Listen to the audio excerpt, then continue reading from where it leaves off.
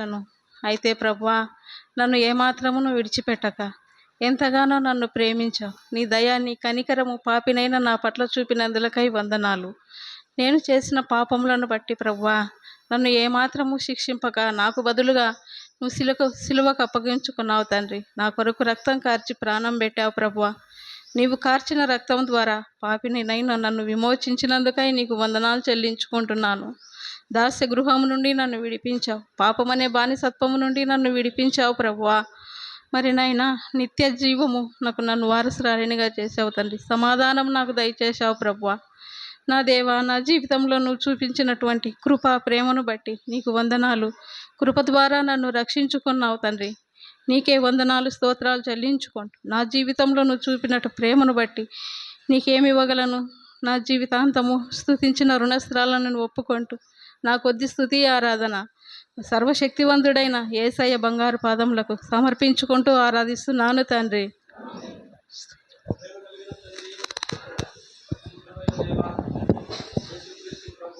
నీకే వందనాలు, స్తోత్రములు చెల్లించుకుంటున్నాం.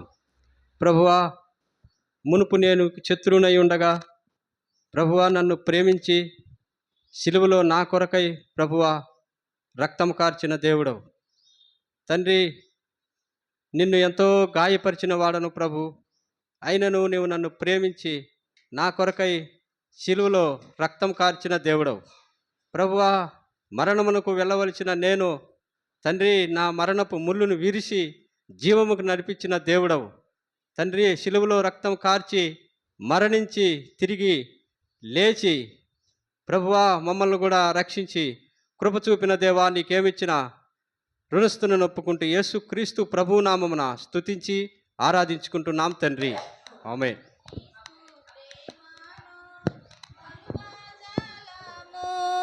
ఎంతో ప్రేమించే మనలా క్రీస్తు ప్రేమాను మరువజాలము. ఎంతో ప్రేమించే మనలా సిలువపై మేము గమనించమాకు విలువైన విడుదల కలిగే. సిలువపై మేము గమనించమాకు విలువైన విడుదల కలిగే. గాయాములన్ గాయాములన్ నా కొరకై పొందేను క్రీస్తు ప్రభు. గాయాములన్ గాయాములన్ నా కొరకై పొందేను క్రీస్తు ప్రభు. ఇప్పుడు మందిరం బయట ఉన్న వాళ్ళు ఆరాధన చేస్తారు. మందిరం వెలుపల ఉన్న వాళ్ళు దయచేసి సహోదరులు మీరు ఆరాధన చేయండి.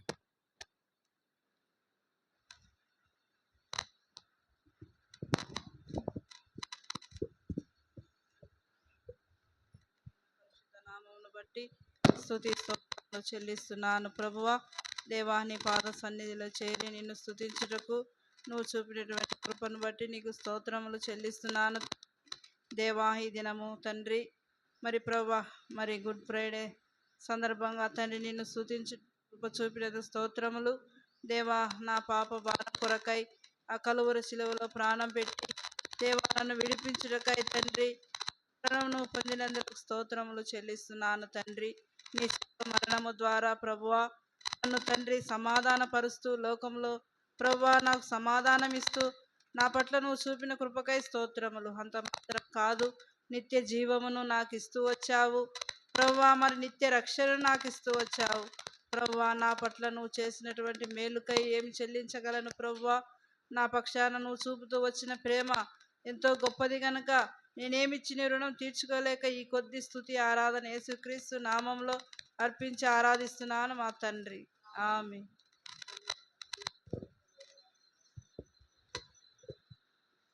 పాప మెరుగుని పావనమూర్తి మీకు వందనములు నాయనా. ప్రేమ స్వరూపి మీకు వందనములు, స్తుతులు, స్తోత్రము చెల్లించుకున్నాను దేవా.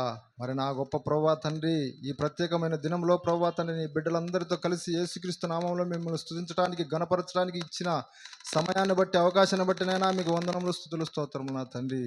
అవును ప్రభువా, నేను కూడా ప్రభువా మునుపునైనా తండ్రి మీకు శత్రువునిగా ప్రభువా తండ్రి అయినా అయ్యా పాపిని ఉండగా ప్రభా తండ్రి, సమాధానం లేక ప్రభా దేవతను ఉన్న స్థితిలో ప్రభా తండ్రి, అయ్యా మీరు నాయన తండ్రి నా పట్ల అమితమైన ప్రేమ చూపించి ప్రభా దేవ తండ్రి, జీవితంలో ప్రభా దేవతని సమాధానాన్ని ప్రభా దయచేయడానికి, అయ్యా ప్రభా తండ్రి మీతో సమాధాన పరుచుకోవడానికి ప్రభా తండ్రి, సమాధానకర్తగా ఈ లోకానికి వచ్చి మీరు ఇచ్చినైనా నా జీవితంలో మీకు వందనములు ఆయన. మరి అంతేకాదు ప్రభా, జీవితాన్ని ప్రభా తండ్రి అయినా మీరు నైనా విడిపించడానికి, తొలగించడానికి ప్రభా తండ్రి, అయ్యా ఈ లోకానికి మరణించి జీవితాన్ని అనుగ్రహించిన గొప్ప దేవుడా మీకు వందనములు, స్తుతులు, స్తోత్రములు నా తండ్రి. మరి నా గొప్ప ప్రభా తండ్రి అయినా మరణ భయం చేతనైనా ప్రభా తండ్రి, నా జీవిత కాలం అంతయు ప్రభా దాస్యములకు లోబడిన నన్ను ప్రభా తండ్రి, అయ్యా రక్త మాంసములు గలవానిగా ఈ లోకానికి వచ్చినైనా అయ్యా మీ మరణము ద్వారా మరణం యొక్క బలము గలవాని నేను నశింపజేసి ప్రభా తండ్రి, నన్ను నాయన తన ఆ స్థితి నుంచి విడిపించి నన్ను రక్షించినైనా నాకు రక్షణ దయచేసిన రక్షకుడా మీకు వందనములు, స్తుతులు, స్తోత్రములు తండ్రి.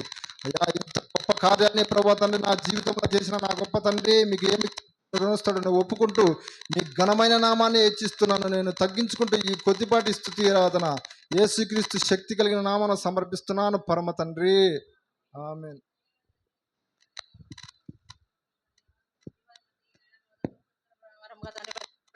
తండ్రి ఈ దినం నీ పాసంలో చేరిన తండ్రి, నా రాజు నా రక్షణ విమోచకులను స్తుతించి ఆరాధించే భాగ్యం అయోగ్యులను నాకు ప్రభావ మీరు అనుగ్రహిస్తూ వచ్చిన విధానాన్ని బట్టి ప్రభావ మీకు వందనం స్తోత్రం చెల్లించుకుంటాను తండ్రి. నేను ఒకప్పుడు నేను పాపంలో శాపంలో మీకు శత్రువుగా జీవిస్తున్నాయన ఉన్నప్పుడు తండ్రి, మరణపు దాసత్వంలో తండ్రి, మరణపు బలము కాని వాని చేతిలో నేను ప్రభావ నేను ఉన్నప్పుడు తండ్రి, మరణ బలము కాని చేతిలో నన్ను విడిపించడానికి, మరణ దాసత్వం నన్ను విడిపించడానికి ప్రభావ తండ్రి, నా కొరకు మీరు రక్త మాంసాలు పాలు బాగా వచ్చి పరం నుండి భూమికి మీరు దిగి వచ్చినందులకే ప్రభావ తండ్రి, దాసునిగా దిగి వచ్చినందుకే ప్రభావ మీకు వందనము స్తోత్రం చెల్లించుకుంటున్నాను తండ్రి. అయ్యా ఆ సెలవులో నా కొరకు నైనా మీరు కాచిన అమూల్య రక్తాన్ని బట్టి నైనా మీకు స్తోత్రం చెల్లించుకుంటున్నాను తండ్రి.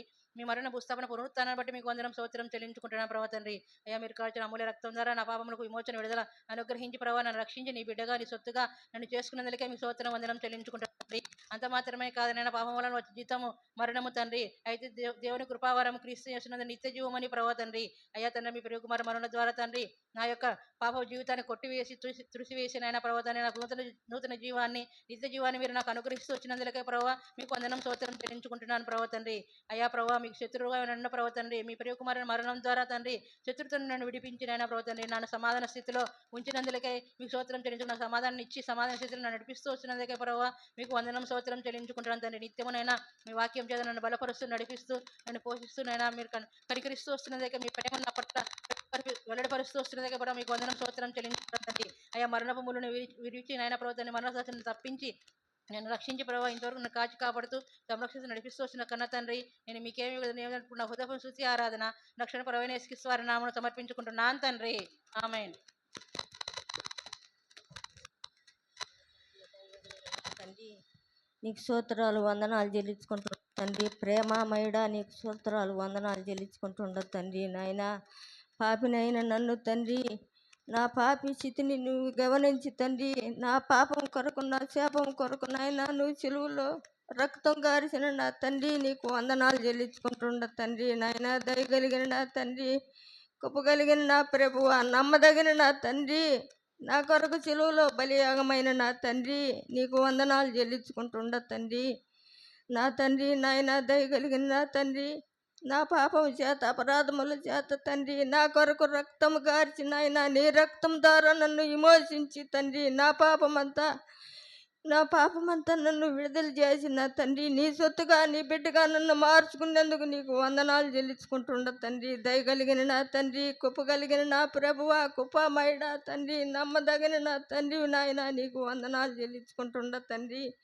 కృపా కనికరమైన నా తండ్రి, నా కొరకు తండ్రి రక్త మాంసముగా ఈ లోకానికి వచ్చిన ఆయన నన్ను విమోచించి తండ్రి నా పాపం అంతటిని విడుదల చేసి తండ్రి నీ సొత్తుగా మార్చుకొని నీ బిడ్డగా నన్ను చేర్చుకొని నిన్ను ఆరాధించి నిన్ను గణపరిచి మహింపరిచే సమయాన్ని నాకు ఇచ్చినందుకు నీకు వందనాలు చెల్లించుకుంటున్నా తండ్రి. నాయన దయగలిగిన నా తండ్రి, అంత మాత్రమే కాదు నాయన, నేను ఏమి ఇచ్చినా రుడుచురాలని ఒప్పుకుంటా.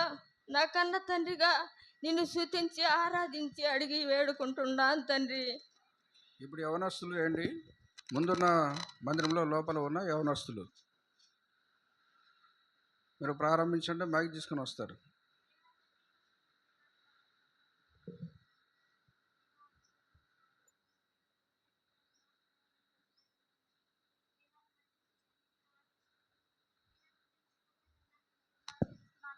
వాక్యం ద్వారా నీ దాసుని ద్వారా నాతో మాట్లాడుతూ వచ్చినందుకు వందనాలు. అవును దేవా, నేను కూడా నెమ్మది లేకుండా లోకంలో ప్రభా ఎంతో అశాంతితో ఉన్న నన్ను మీరు ప్రభా విడిపించుటకు, సమాధానాన్ని అనుగ్రహించుటకు దేవా నీ ప్రియ కుమారుణ్ణి ఈ లోకంలో పంపి ప్రభా దేవా మరి యేసుక్రీస్తు వారు కాచిన రక్తము చేత నా ప్రతి పాపమును కడిగి నాకు రక్షణను అనుగ్రహించి మీతో సమాధానం అనుగ్రహించారు. అందుని బట్టి మీకు వందనాలు చెల్లిస్తూ ఉంటున్నాను. నూతన జీవం నాకు అనుగ్రహించారు, నిత్య జీవం నాకు అనుగ్రహించారు దేవా. అంత మాత్రమే కాకుండా దేవా మరణ బలము గల వారిని మీరు జయించి వారి చేతిలోంచి నన్ను విడిపించి దేవా నన్ను రక్షించి నాకు నిరీక్షణనిచ్చినందుకు మీకు వందనాలు దేవా. మరణం జయించిన గొప్ప దేవాని పాదాలు వందనాలు చెల్లిస్తూ ఉంటున్నాను. నాకు గొప్ప రక్షణను ఇచ్చినందుకు వందనాలు చెల్లిస్తూ ఏమిచ్చినా రుణస్థిరాలను ఒప్పుకొనుచు నా కోసం ప్రాణం పెట్టి విమోచనను అనుగ్రహించిన యేసుక్రీస్తు వారి పరిశుద్ధమైన నామంలో స్తుతించి ఆరాధించి అర్పిస్తున్నాను తండ్రి. ఆమెన్. నీ పాదాలకు ఎలా కృతజ్ఞతాస్తుతున్నా తండ్రి.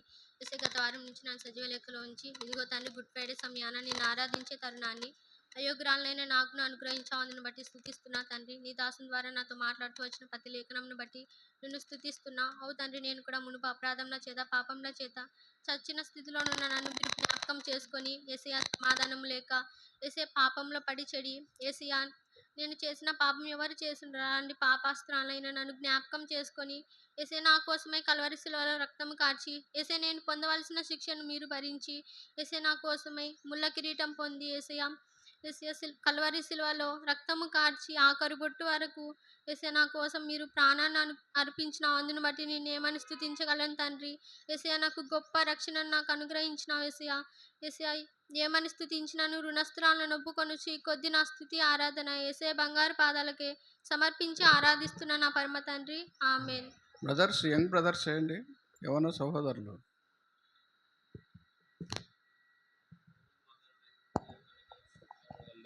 ఉదయకాల సమయంలో నేను కూడా సంఘంతో చేరి మిమ్మల్ని స్తుతించడానికి ఆరాధించడానికి మీరు ఇచ్చిన తరుణాన్ని బట్టి వందనములు.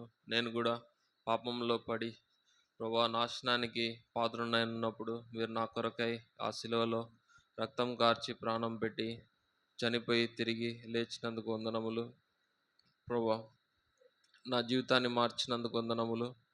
నన్ను నరకం నుంచి తప్పించి నిత్యజీవం ఇచ్చినందుకు వందనములు. దేవునితో సమాధానపరిచినందుకు వందనములు. మరణం యొక్క బలం నుంచి గలవాన్ నుంచి విడిపించినందుకు వందనములు, స్తోత్రములు. ఈ కొద్ది స్తుతి ఆరాధన యేసయ్య నామమును సమర్పిస్తున్నాం తండ్రి. ఆమేన్.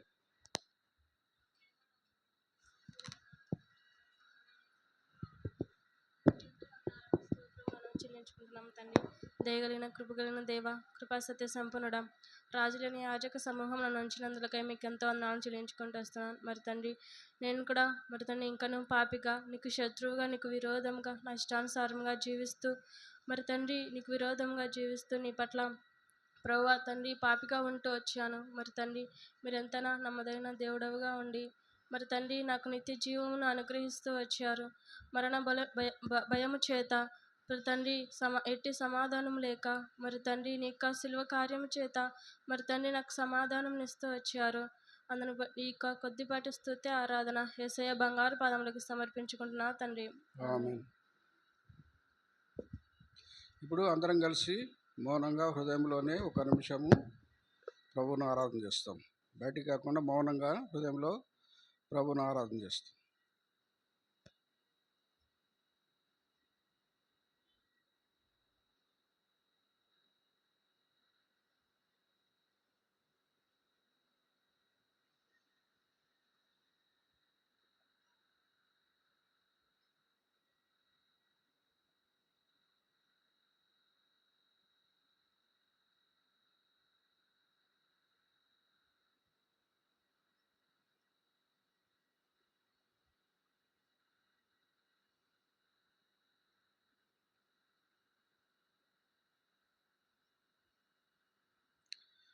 ప్రేమల తండ్రి, నాకు అపరికముడైన యేసుప్రభు యొక్క మరణాన్ని బట్టి మీకు స్తోత్రాలు, వందనాలు. ఆయన మరణించడం ద్వారా ఉదయం మరి నేను శత్రువుగా ఉన్నప్పుడు పాపంలో పడి చెడి పతనమై విరోధభావం కలిగినప్పుడు తండ్రి మీరు నన్ను ప్రేమించినందుకే మీ స్తోత్రాలు, వందనాలు. అట్లా యేసుప్రభు యొక్క మరణం ద్వారా నాకు అనుగ్రహించిన సమాధానం, దేవునితో సమాధానము, అంతరంగంలో సమాధానం మీరు అనుగ్రహించినందుకై సమాధాన స్థితిని బట్టి మీకు స్తోత్రాలు వందనాలు చెల్లించుకుంటున్నాము. అది మాత్రం కాకుండా యేసుప్రభు యొక్క మరణం ద్వారా నూతన జీవము, నిత్య జీవము నాకు అనుగ్రహించి ఓ దేవా మరి పరలోక రాజ్యమునకు వారసుగా చేసినందుకై మీ స్తోత్రాలు. యేసుప్రభు వారి యొక్క మరణం ద్వారా ఓ దేవా మరి మరణ బలగాలను ఓడించి మరణం మీద నాకు అధికారం లేకుండా చేసి ఓ దేవా మరి రాబోయే నెలల భవిష్యత్తులో నీ రాజ్యంలో సదాకాలం నీతో కూడా ఉంటాను నిరీక్షణ మీరు నాకు అనుగ్రహించినందుకై అట్లా యేసుక్రీస్తు ప్రభు యొక్క మరణం ద్వారా నాకు అనుగ్రహించిన ప్రతి ఆశీర్వాద మేలును బట్టి మిమ్మల్ని స్తుతిస్తూ ఈ నా స్తుతి ఆరాధన యేసు ప్రభు నామమునే సమర్పించుకుంటున్నాను తండ్రి, ఆమేన్. దయచేసి కూర్చోండి. ఇప్పుడు లేచిన కూడా ఒక పాట పాడుకుందాం. పాట సంఖ్య 416, 413 పాదపడ పుస్తకంలో ఆ కలువరి మార్గంలో యేసు సిలువను మోసిన పాట పాడుకుందాం. లేచిలో పడుకుందాం. దయచేసి ముందు జరగండి. 416, 413.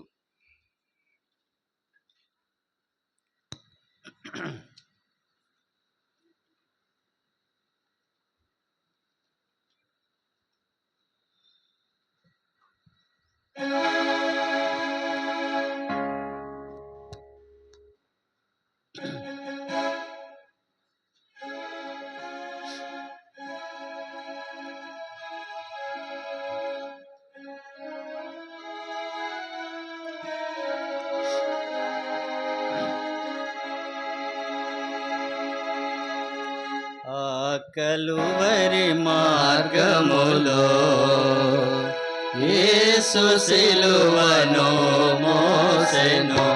ఆ కలువరి మార్గములో యేసు సిలువను మోసెను. రక్షణ నీవను ఓ సోదరా, నెమ్మది నీవను సోదరి. రక్షణ నీవను ఓ సోదరా, నెమ్మది నీవను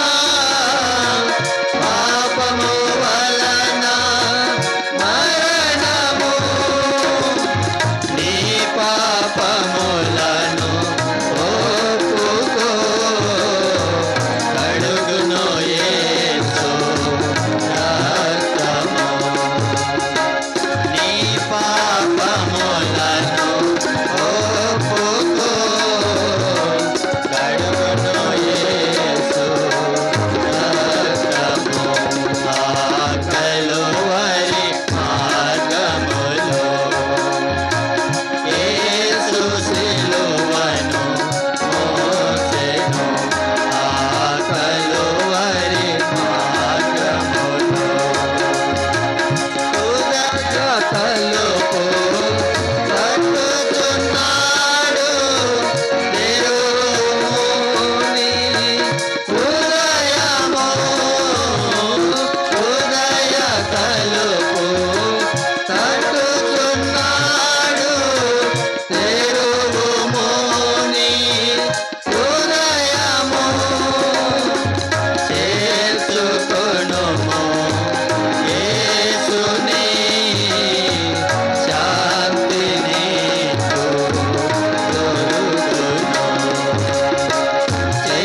చేర్చుకొనుము యేసుని శాంతిని ఆ కలువరి మార్గములో యేసు సిలువను మోసెను ఆ కలువరి మార్గములో రక్షణ నీవను ఓ సోదరా నెమ్మది నీవను ఓ సోదరి రక్షణ నీవను ఓ సోదరా నెమ్మది నీవను ఓ సోదరి ఆ కలువరి మార్గములో యేసు సిలువను మోసెను ఆ కలువరి దయచేసి కూర్చోండి. బైబిల్ పల్లె పాడదాం. భలే భలే మాట బంగారు మాట. బైబిల్ పైకెత్తి బైబిల్ పల్లె పాడుకుందాం. భలే భలే మాట బైబిల్లో మాట యేసు మాట భలే భలే మాట బంగారు మాట బైబిల్లో మాట యేసు మాట నా జీవితాన నీ జీవితాన మరువని మాట యేసు మాట నా జీవితాన నీ జీవితాన మరువని మాట యేసు మాట భలే భలే మాట బంగారు మాట బైబిల్లో మాట యేసు మాట భలే భలే మాట బంగారు మాట బైబిల్లో మాట యేసు మాట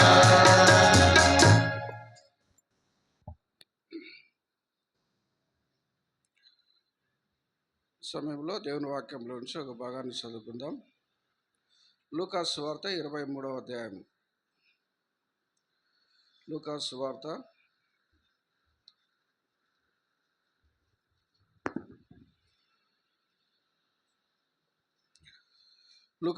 23వ అధ్యాయము 33వ వచనం నుంచి 43వ వచనం వరకు మనం మార్చి చదువుకుందాం. లూకాసు సువార్త 23వ అధ్యాయం 33 నుంచి 43 వరకు మనం మార్చి చదువుకుందాం.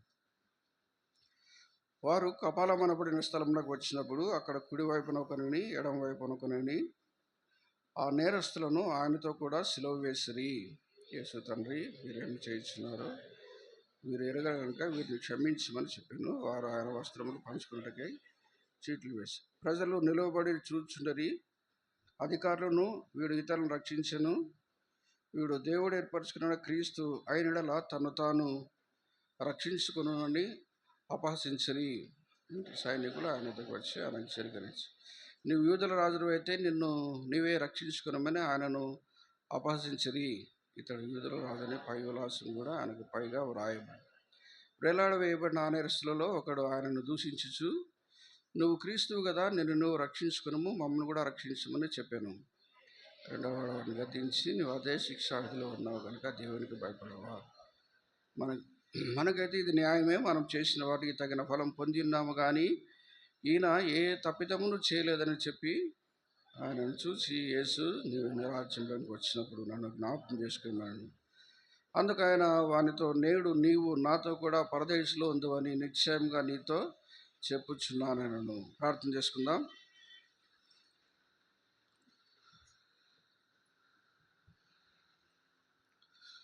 మా ప్రేమగల పరలోకపు తండ్రి, దయగల దేవ, మీకెంతో వందనాలు. ఇంతవరకు నిన్ను ఆరాధిస్తూ వచ్చినాం. యేసు యొక్క మరణము మా జీవితాల్లో ఎంతో ఉపయోగకరము, ఎంత ఆశీర్వాదము, ఎంత దీవెను మీ వాక్యం ద్వారా మీరు మాకు కొన్ని భాగాలు చూపించినందుకే మీ స్తోత్రాల వందనాలు చెల్లించుకుంటుంటున్నాం. నమ్మకమైన తండ్రి, ఈ సమయంలో ఆయన యొక్క మరణాన్ని, ఆయన పొందిన శ్రమలు, బాధ, మరి క్లుప్తంగా కొన్ని నిమిషాలు నీ వాక్యం ద్వారా మేము ధ్యానించినట్టుగా మరి ఆయన యొక్క మరణం మాకెంత మా జీవితంలో ఆశీర్వాదం తీసుకొచ్చిందో అది జ్ఞాపం చేసుకొని మరి అట్లు నమ్మకమైన తండ్రి, ఇంకా మేము నిన్ను ప్రేమించి సేవించడానికి మీరే కృపను అనుగ్రహించమని ప్రార్థన చేస్తుంటున్నాం తండ్రి. మరి ఇక సమయాన్ని బట్టి మీ స్తోత్రములు దీవించము, ఆశీర్వించము. రాగలిగిన బిడ్డలందరిని బట్టి మీ స్తోత్రాల వందనాలు. రక్షణ లేకుండా వారు ఎవరైనా కూర్చుంటే దయతో మీరు వారి హృదయాన్ని తాకి ఈ సమయంలోనే వారి రక్షణ తీర్మానం చేసుకోవడానికి తండ్రి మీరే వారికి సహాయం చేయమని ప్రార్థన చేస్తుంటున్నాం. హృదయ కాఠిన్యం తప్పించి మరి అట్లు ఈ వాక్యం ద్వారా వారి హృదయం మెత్తన చేసి మరి అట్లు నీ వైపుకు ఆకర్షించుకోమని ప్రార్థన చేస్తుంటున్నాం. లేగల తండ్రి, ఎంతో అయోగ్యుడైన పాత్రుడును నన్ను మీరు కరుణించము. యేసు ప్రకృతిలో వెనక నిలబెట్టి కేవలం మీ మాటలు నాటంట ఉంచి పరిశుద్ధాత్మక అభిషేకంతో మీరే బలపరచమని ప్రార్థన చేస్తుంటున్నాం. మీ దాసుడు సోదరుడు మత్తయ్య గారు కూడా కృష్ణాపురం వెళ్ళినాడు పరిసరకై. మీ దాసుని మీరు వాడుకొని క్షేమంగా తిరిగి మా మధ్యలో నడిపించము దేవా. మా మధ్యలో మీరు సంచారం చేయము దేవా. మరి అట్లు మీ సన్నిధితో దేవా మీరే మమ్మల్ని తృప్తిపరచమని ప్రార్థన చేస్తుంటున్నాం. మా ఆలోచనలు, మా తలంపులు అన్నీ కూడా మీ స్వాధీనంలో ఉంచుకున్నాము. కొన్ని నిమిషాలు దేవా మరి అట్లు నీ వాక్యం చూసుకోవడానికి, ధ్యానించడానికి కృపను గ్రహించము. ఎండవేడి నుంచి కాపాడే భద్రపరచము. ప్రతి అనాలు కూడా మనం తప్పించము. సెలవు ఉన్న యేసు ప్రభు వారు మా మధ్యలో మహింపరచబడడానికి కృపను గ్రహించము. అపవాది క్రియలను కూడా లాయపరచు. మీకు అప్పచెప్పుకుంటూ యేసుక్రీస్తు ప్రభువు నామమున స్తుతించి ప్రార్థించి అడిగి వేడుకొంచున్నాము తండ్రి, ఆమేన్.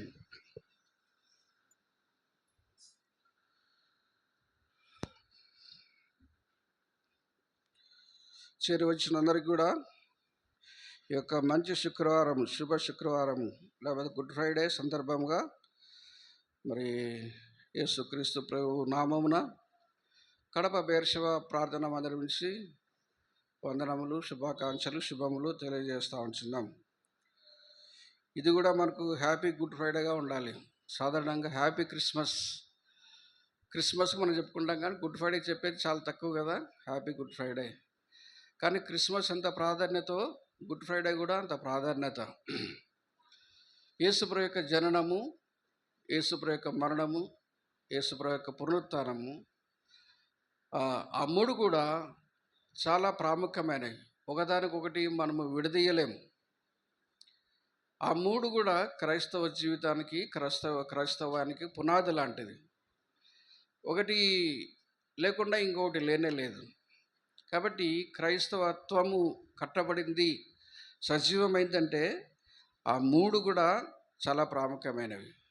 యేసుప్రభు యొక్క మరణము, యేసుప్రభు యొక్క జననము, ఆయన మరణము, పునరుత్థానము మానవ జీవితానికి గొప్ప మేలులు చేస్తూ వచ్చినాయి. యేసుప్రభు యొక్క జననము మానవ యొక్క జీవితానికి ఒక గుర్తింపు తీసుకుని వచ్చింది, ఐడెంటిటీ. ఆయన జన్మ ప్రతి మానవుని కూడా ఒక గుర్తింపు. ప్రతి ఒక్కరు కూడా ఈ లోకంలో ఒక కార్డు ఉంటుంది, ఆధార్ కార్డు, గుర్తింపు కార్డు. ఏదో కార్డు ఉంటుంది. ఈ లోకంలో నువ్వు జీవిస్తున్నావంటే ఏదో కార్డు కలిగి ఉండాలి. ఏముంది దాని మీద? నీ పేరు ఉంటుంది, తర్వాత నీ యొక్క పుట్టిన తేదీ ఉంటుంది, చదువుకునే వాళ్ళకి ఖచ్చితంగా సర్టిఫికేట్లలో పుట్టిన తేదీ ఉంటుంది. ఉద్యోగం చేసే వాళ్ళకి కూడా వాళ్ళకి పుట్టిన తేదీ, ప్రతి ఒక్కరికి కూడా పుట్టిన తేదీ అనేది లేదు, పుట్టిన తేదీ అనేది లేకుండా లేదు. ప్రతి ఒక్కరికి కూడా పుట్టిన తేదీ ఉంటుంది. జ్ఞాపకం ఉండొచ్చు, ఉండకపోవచ్చు, అది వేరే విషయం. ఈ లోకంలో పుట్టిన ప్రతి మానవుడు కూడా వాళ్ళకి తేదీ అనేది ఉంటుంది. ఎక్కడి నుంచి ప్రారంభం అవుతుందంటే క్రీస్తు పుట్టినప్పటి నుంచి ప్రారంభం అవుతుంది. ఈ దినము 18వ తేదీ 4వ నెల 2025 సంవత్సరం. అంటే 2025 సంవత్సరం అంటే ఎప్పటి నుంచి? క్రీస్తు పుట్టినప్పటి నుంచి 2025 సంవత్సరం ఈ రోజుకి, ఈ దినాన్ని, ఈ సంవత్సరం. అలాగే ప్రతి ఒక్కరికి ఈ యొక్క డేట్ ఆఫ్ బర్త్ అనేది ఏం జరుగుతుందంటే ప్రతి మానవుని కూడా గుర్తింపు తీసుకొచ్చింది. విదేశాలకు వెళ్ళాలన్నా, గల్ఫ్కి వెళ్ళాలన్నా, వేరే దేశాలకు వెళ్ళాలన్నా, వేరే ప్రాంతాలకు వెళ్ళాలన్నా సరే ఈ గుర్తింపు లేకపోతే ఎవరిని కూడా వెళ్ళనియరు. కాబట్టి గుర్తింపు ఎట్లా వచ్చింది మానవునికంటే యేసుప్రభు యొక్క జననము తీసుకుని వచ్చింది గుర్తింపు. యేసుప్రభు యొక్క మరణం ఏం తీసుకొచ్చిందంటే మానవునికి వ్యాలిడిటీ తీసుకొచ్చింది. వ్యాలిడిటీ అంటే విలువ. యేసుప్రభు మరణము మానవునికి విలువ కలుగజేస్తూ వచ్చింది. దేవుని దృష్టిలో మానవుడు ఎంత విలువైన వాడంటే ఆయన ప్రాణమే పెట్టాల్సి వచ్చింది. ఆయన ప్రాణం పెట్టినాడంటే దేవునికి దృష్టిలో మానవుడు ఎంత విలువైన వాడో అర్థం చేసుకుంటూ రావాలి మనం. ఒక వ్యక్తి కోసం ఇంకొకరు ప్రాణం పెట్టరు. భార్య కోసం భర్త ప్రాణం పెట్టాడు, భర్త కోసం భార్య ప్రాణం పెట్టదు, పిల్లల కోసము తల్లిదండ్రులు ప్రాణాలు పెట్టారు. కానీ పాపాత్ముడు యొక్క మనిషిని కోసం దేవుడు పైనుంచి దిగి వచ్చి మానవాకారంగా ఈ లోకంలో జన్మించి ప్రాణం పెట్టినాడంటే ఆ మనుషుడు దేవుని యొక్క దృష్టిలో ఎంత విలువైన వాడో ఒకసారి మనం ఆలోచిస్తూ రావాలి. కాబట్టి యేసు యొక్క మరణము మానవునికి ఏం తీసుకొచ్చిందంటే ఒక విలువను తీసుకొచ్చింది.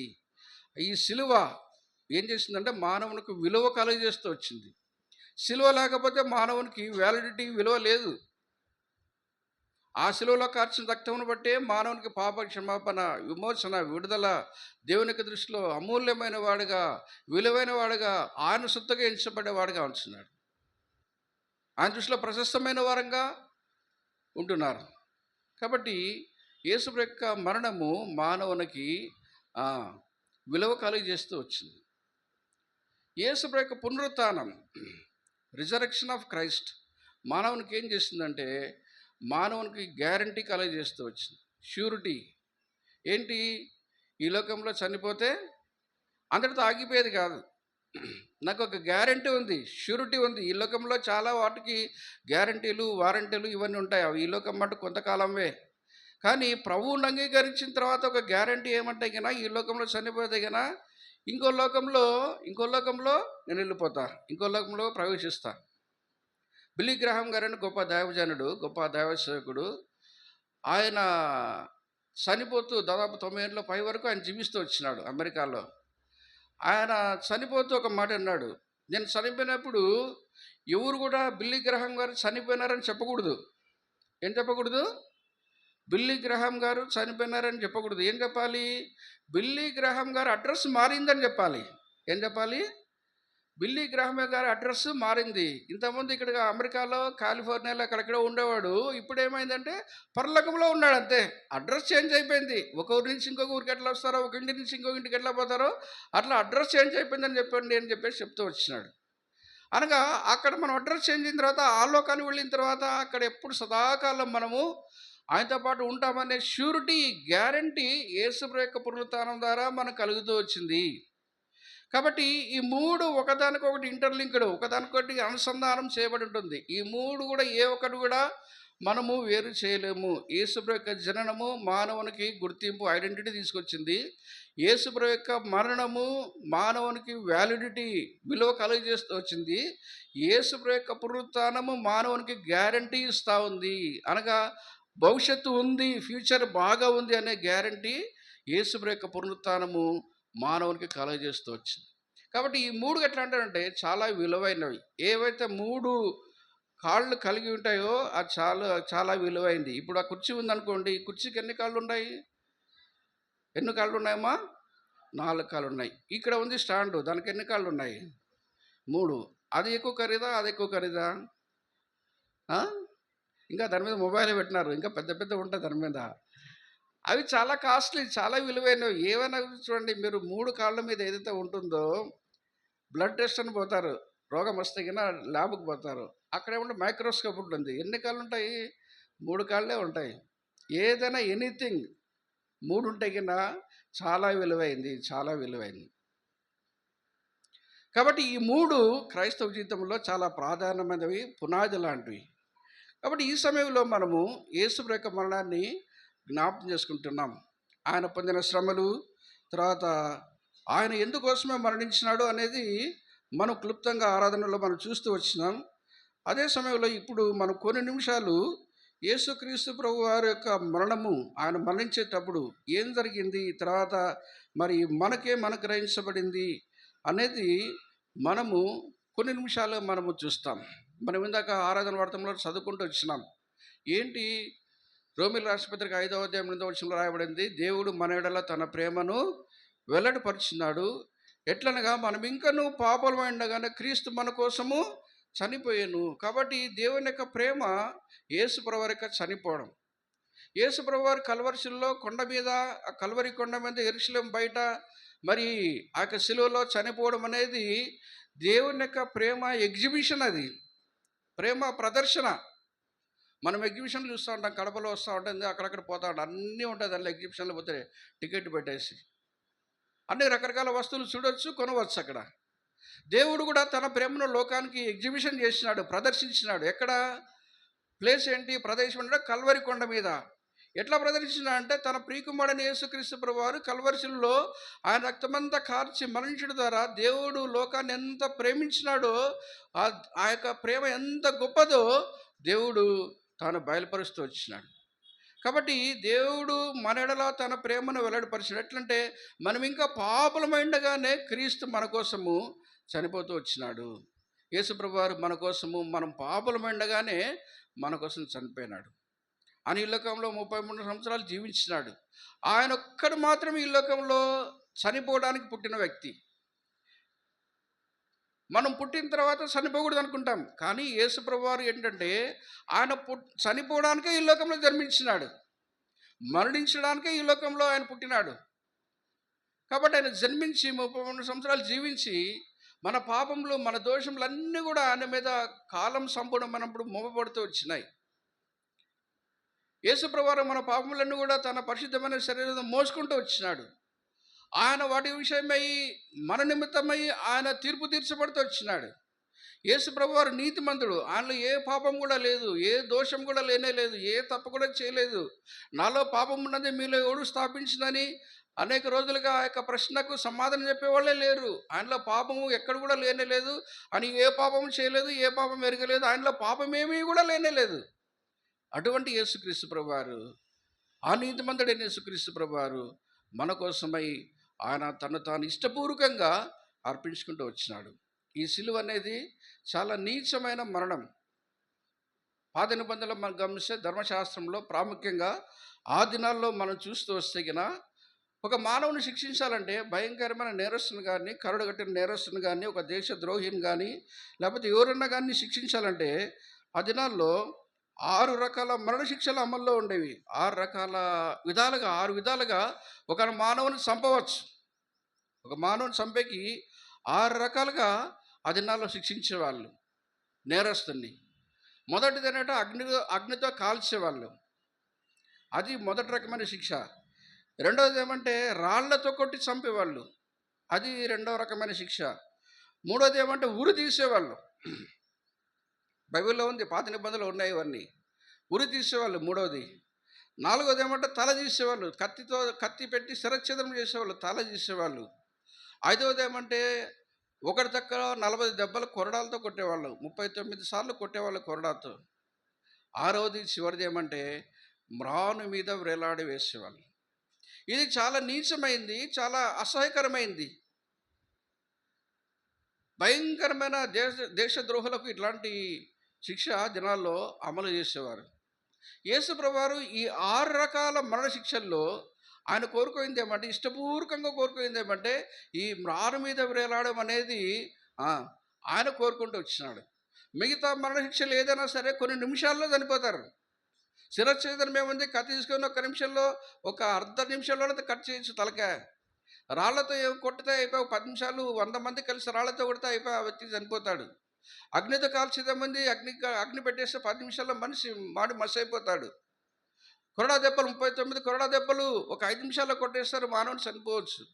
కానీ నెమ్మదిగా బాధపడుతూ, శ్రమపడుతూ, మరి వేదన పడుతూ, మానసికంగా శారీరకంగా బాధను అనుభవిస్తూ ఎక్కువ కాలం ఎక్కువ టైం బతుకుతూ చనిపోవడం అనేది ఒక్క శిలువలోనే జరిగేది.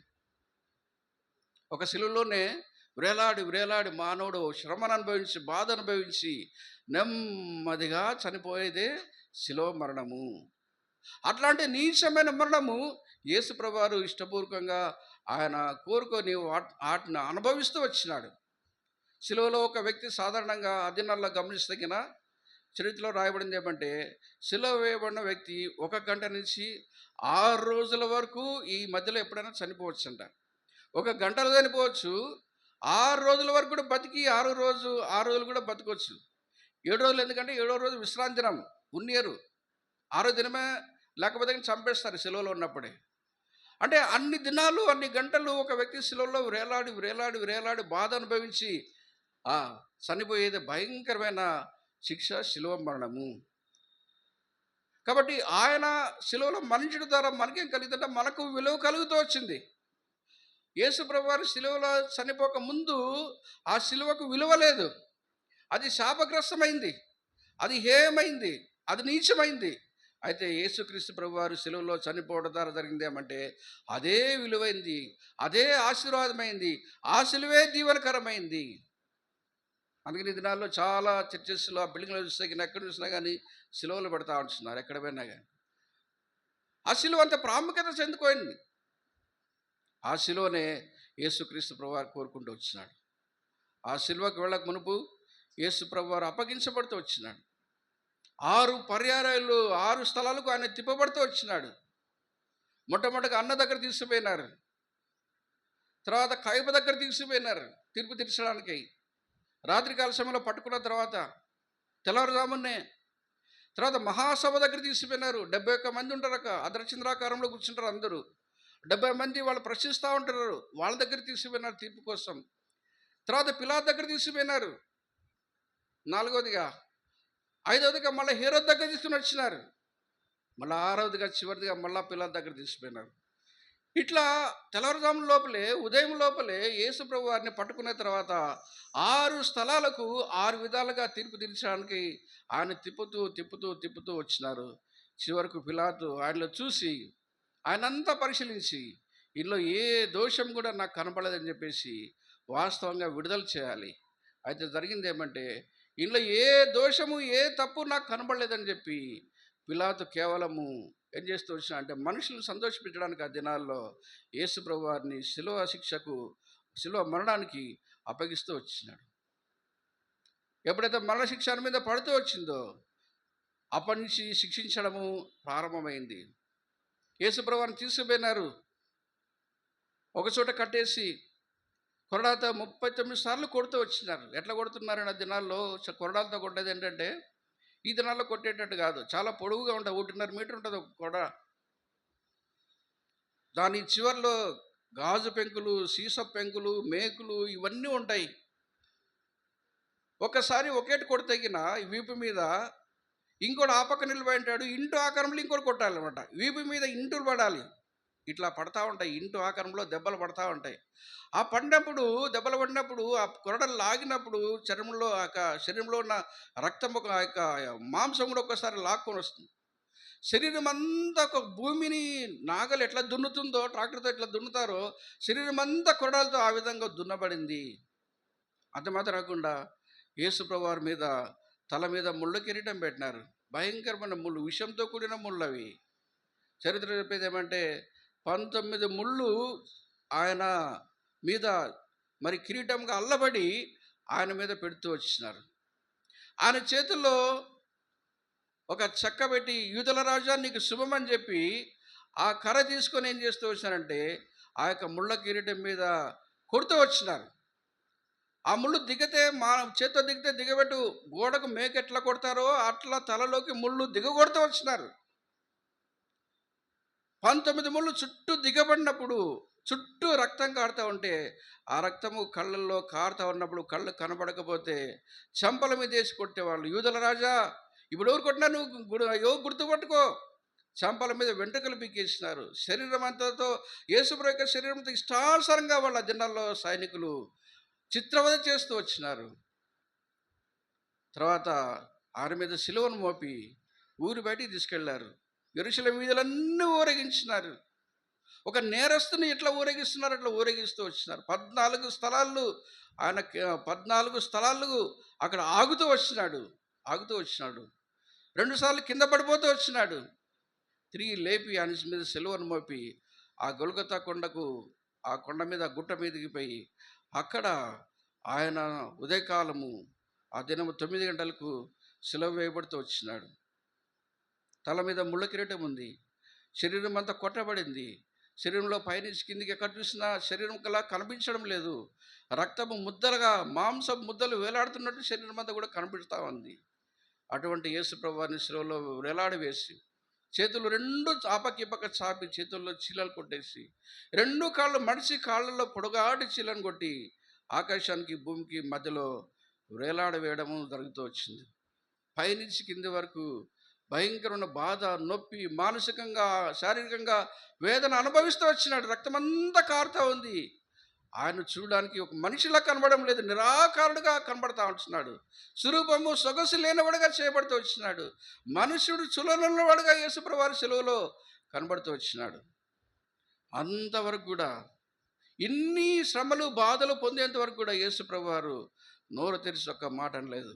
ఎప్పుడైతే సెలవు వేయబడ్డాడో వీళ్ళంతా అరిచి కేకలు పెట్టి అరిచిన తర్వాత అప్పుడు యేసుప్రభువు వారి శిలువలో వేలాడుతూ ఆయన మాట్లాడడం ఆరంభించినాడు.